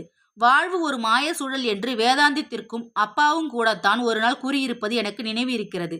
அது எத்தகைய உண்மை? இந்த சூழலிலேயே நான் என் சுய மதிப்பையும் தன்னம்பிக்கையும் இழந்து விடாமல் சுழன்று சுழன்று முன்னேற வேண்டும். பொன்னை நெருப்பிலிட்டு உருக்கி தானே கண்கவரும் அணிகள் செய்கிறார்கள். தானையிலேயே உடலை கொடுத்து துன்புற்ற பின்தானே வைரம் ஜகஜோதியாக பளபளைக்கிறது. உலக நாடக அரங்கிலேயே முன்னேறி பிரகாசிக்கும் மேதைகளின் வாழ்க்கை முழுதுமேயே சோதனையாக இருக்கும் என்பது தெளிந்தறிந்து உண்மையாயிற்று. கஷ்டங்களில் தனைகுழியாமல் நிற்பவர் தாமே சோதனைகளில் துயரித்து பிரகாசிக்கிறார்கள். சோதனையில் நானும் தளராமல் தலை நிமிர்ந்து போராடினால் முடிவிலேயே எனக்கு பலன் கிட்டுமோ என்னமோ. அழகிய நகரை விட்டு நான் பிரியும் போது எனக்கு உயிர் தோழி ஒருத்தியை விட்டு பிரிவது போல் இருந்தது.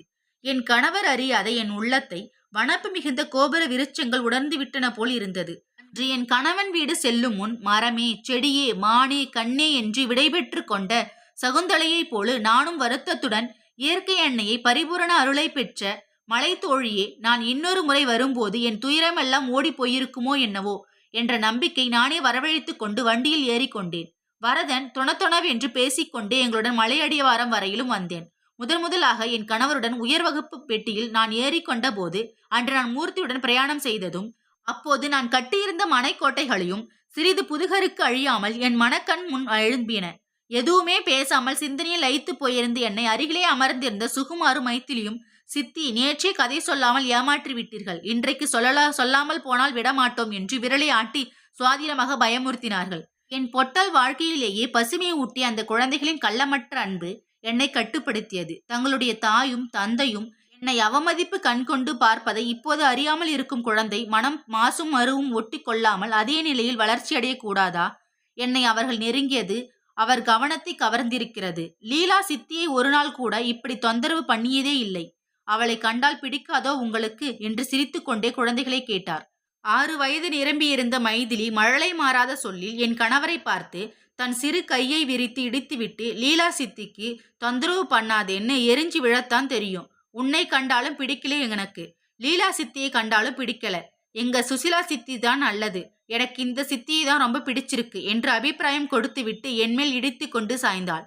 என்னை அறியாமல் நான் அவளை தழுவிக்கொண்டேன். அதை கண்ணுற்ற அவர் முகத்தில் இனந்தெரியாத சோகத்தின் சாய்மை பரவியது. சட்டென்ற ஞாபகம் வந்தவரை போல, மூர்த்தி வந்திருந்தான் 1 வாரம் முன்பு. சொல்ல மறந்து விட்டேனே, அவன் மேல்நாட்டு தொழிற்சாலையில் பயிற்சி பெறுவதற்காக போகிறான். ஓஹோ, அதனாலதான் லீலா எம்ஏ படிக்கிறாள் போலும்.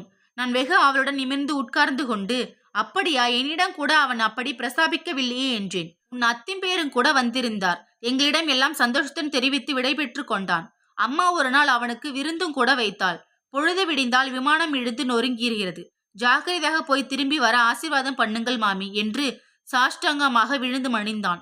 சிரிக்க பேசி பழகும் நல்ல பையன் என்று தெரிவித்தார் அவர். எனக்கு இந்த செய்தி மிகவும் மகிழ்ச்சி கொடுத்தது. லீலாவையும் அவனும் புறப்படும் முன்பு எப்படியும் சந்தித்து மனம் விட்டு தங்கள் யோசனைகளை பரிமாறி கொண்டிருப்பார்கள். என்னை கண்டதும் அவள் அகத்தில் பொங்கும் மகிழ்ச்சி அடக்க முடியாத சிரமத்துடன் முகம் சிவக்க அத்தனை சமாச்சாரங்களையும் எப்படி சொல்லுவாள்? இந்த அசட்டு வதரதன் அவர் நினைத்து நெடு மூச்செறிந்தவன் நான் சொல்லி எப்படி நகைப்பேன் என்று கற்பனையில் ஆழ்ந்து விட்டேன். மறுநாள் காலை நான் வீட்டுக்குள் கால் எடுத்து வைத்த போது லீலான் என்னை எதிர்பார்த்தபடி மகிழ்ச்சி அலைமோத என்னை வந்து தழுவி கொள்ளவில்லை. நானாக அவளை தேடிக்கொண்டு சென்ற போதும் அவள் முகம் எனக்கு அளவற்ற ஏமாற்றத்தை ஊட்டியது. புத்தகம் ஒன்றை மார்பின் மீது வைத்து பார்த்து கொண்டு கட்டிலில் படுத்திருந்த அவள் வாடி வதங்கிய மலரை போல் காட்சியளித்தாள். என்ன அக்கா, உடம்பு சுகமில்லையா என்று கேட்டுக்கொண்டே நான் உள்ளே பிரவேசித்தேன். சுசிலாவா? என்னது இது, திடீரென வருகையாக இருக்கிறதே? ராமு உன்னை அழைத்து வரப்போவதாக சொல்லவே இல்லையே. என்ன மலைவாசம் எப்படி இருந்தது என்று கேள்விகளை அவள் அடுக்கினாள். நன்றாகத்தான் இருக்கிறது. மூர்த்தி வந்து போகிறாராமே என்று அவள் காதோடு கேட்ட நான் குறுநகை செய்தேன். நான் இப்படி கேட்டதும் அவள் விழிகளில் அலாதி ஒளி தென்பட்டது. பேச்சு நெகிழ்ந்து வரும் என்றெல்லாம் கற்பனை செய்திருந்தேன். அவள் மாறாத நிலை எனக்கு முற்றும் மாறுதலாக தோன்றியது. ஆமாம் என்று அவள் தலையை ஆட்டிவிட்டு, குழந்தைகள் வந்தாயிற்றாதாக்கும், வீட்டு எஜமானிக்கும் எஜமானருக்கும் இன்னும் மலைவாசம் விடவில்லையோ என்றாள் குத்தலாக. மூர்த்தியின் பேச்சை எடுத்தாலே பூரித்து போகும் அவள் திடீரென்று இப்படி ஒளி இழந்தவளாக அசுவாஸ்திரமாக பதிலளிப்பானேன்? இருவருக்கும் அதற்குள் மனத்தாங்கள் ஏற்படும் வழியில், மூர்த்தி வெளிநாட்டுக்கு போகிறார், நீங்கள் எம்ஏ சேரப் போகிறீர்கள் என்றெல்லாம் கேள்விப்பட்டேன். அவர் வருவதற்கு எத்தனை நாட்கள் ஆகும்? பாவம் வரதன், உங்கள் பேச்சை எடுத்தாலே வாயெல்லாம் பல்லாக மகிழ்ந்து போகிறார் என்றேன். மகிழ்ந்து கொண்டு இருக்கட்டும், பாவம் என்று நீ வக்காலத்து வாங்கி கொண்டு வருகிறாயாக்கும். சுசிலா, இனிமேல் என்னிடம் இந்த விஷயங்களை பற்றி பேசாதே. எல்லாவற்றையும் மறந்துவிடு. மனம் செய்து கொள்வதே இல்லை என்று தீர்மானித்து விட்டேன் என்று அவள் ஆத்திரத்துடன் மொழிந்து என்னை திடுகிட செய்தது. என்ன லீலா இது, நீங்கள் இப்படி சொல்கிறீர்கள்? காதல் பூஞ்சோலையில் உல்லாசமாக அடியெடுத்து வைத்த நீங்கள் மனம் வெதும்பி பேசும்படி மூர்த்தி என்ன செய்து விட்டார் என்று நகைத்த வண்ணம் கேட்டேன். என்ன செய்து விட்டார் என்றா கேட்கிறாய் சுசி? நீயும் எனக்கு இதை தெரிவிக்காமல் இருந்து விட்டாய். இதற்கு மேல் ஒன்றும் செய்வதற்கு இல்லை. என்னிடம் பிரேமை காதல் என்று கதைத்துவிட்டு அவருக்காக காத்திருக்கும் மாமா பெண்ணை மணக்கப் போகிறார். இன்று நேற்று பேச்சில்லையாமாம் இது. என்னிடம் இப்போதும் கூட அவர் தெரிவிக்கவில்லையே. நினைக்க நான் ஏமாந்து போனேன் என்று நம்பவே முடியவில்லையே சுசி என்றால் படபடப்புடன். அடடா, நீங்கள் மிகவும் பொறுமை இல்லாதவர். உங்களுக்காக தவம் இருக்கும் வரதனை பற்றி நீங்கள் மட்டும் அவரிடம் பிரஸ்தாபித்தீர்களா என்று திருப்பி கேட்டு அவள் கன்னத்தில் இடித்தேன். நான் எதற்காக சொல்ல வேண்டும்? வரதனை மணந்து கொள்வதாக நான் ஒரு நாளும் எண்ணியிருக்கவில்லையே. அவருக்காக எந்த எதிர்ப்பையும் சமாளித்து தயாராக இருந்தேன். வீணாக பிரஸ்தாபித்து ஏன் அவரை சஞ்சலத்திற்கு உள்ளாக்க வேண்டும் என்றல்லவா நான் மௌனமாக இருந்தேன். தயங்கினால் தானே நான் அவரிடம் கூறி வருத்தப்பட வேண்டும். அவர் அப்படியா? ஏன் அவரும் உங்களைப் போல எண்ணியிருக்க கூடாதா? அப்படி எனக்காக எதையும் துறக்க தயாராக இருப்பவர்தான். வருங்கால செல்வ மாமனார் ஆதரவில் இப்போது மேல்நாட்டு செல்கிறாராக்கும். திரும்பி வந்தபோது பெண்ணை கொடுக்கத்தானே ஆயிரக்கணக்கில் செலவு செய்து கூட வந்த விமானத்தில் விமான நிலையம் வரை அனுப்பிவிட்டு போகிறார் உன் அத்திம்பேர். உங்கள் மகளை நான் மணக்கவில்லை என்று மறுப்பவர் இப்போது அவர்கள் பண உதவியை வெறுமனே பெற்றுக்கொண்டு செல்வாராக்கும். இந்த வாக்குறுதியை எனக்கு அவர் நேர்மையற்றவர் என்று காண்பிக்க போதுமானதாக இருக்கிறதே சுசிலா. நீ எப்படி நினைப்பாயோ? என் வரைக்கும் ஆண்கள் ஏமாற்று வித்தையில் கை தேர்ந்தவர்கள் என்று பொங்கும் சினத்துடன் லீலா முடித்தாள். உங்களுக்கு இதெல்லாம் எப்படி தெரிந்தன என்று திகைத்தவளாக நான் கேட்டேன். தெரிந்தது என்ன? தாம் உதவி செய்வதை பற்றி உன் அத்திம்பேர் நொடிக்கு 100 தடவை பெருமையாக சொல்லிக் கொள்கிறாரே. அப்புறம் பேச்சு வாக்கில் ராமுதான் கூறினான். எனக்கு அப்போதே இடி விழுந்தது போல் ஆயிற்று. இப்போதும் அவர் வாயிலாக உண்மையை தெரிவிக்கவில்லையே எனக்கு. எத்தகைய ஏமாற்றம் இது? மூர்த்தியும் உண்மையில் இந்த கும்பலில் சேர்ந்தவன் தானா? அன்று அவ்வளவு உருக்கமாக பேசினானே, நடிப்பு தானா?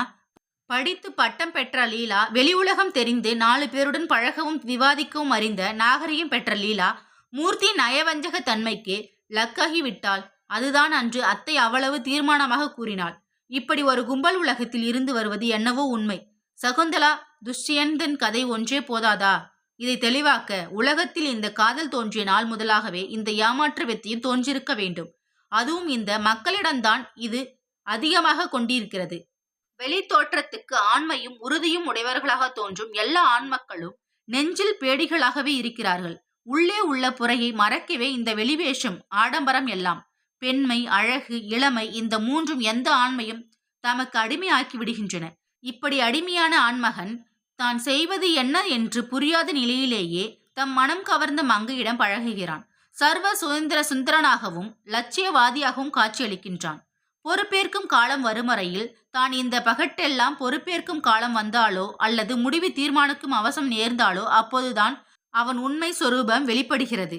என்ன செய்யலாம்? எல்லாமே அவன் படைப்பின் விளையாட்டு போலும். இப்படியெல்லாம் ஓடிய எண்ண அலைகள் ஒருவாறு அடங்கிய பின் லீலாவுக்கு ஆதரவாக ஏதேனும் கூற வேண்டும் என்று நினைத்த போது என் நா தழுத்தழுத்தது. நீங்கள் சொல்வது முற்றும் உண்மை.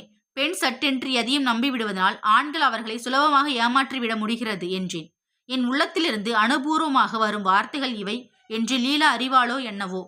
இந்த கதையோட அடுத்த பகுதி நெக்ஸ்ட் வீடியோவில் பார்க்கலாம். இந்த கதை பிடிச்ச லைக் பண்ணிக்கோங்க. இதே மாதிரி ஸ்டோரி வேணும்னா நம்ம சேனலை சப்ஸ்கிரைப் பண்ணிக்கோங்க. தேங்க்யூ ஃபார் வாட்சிங்.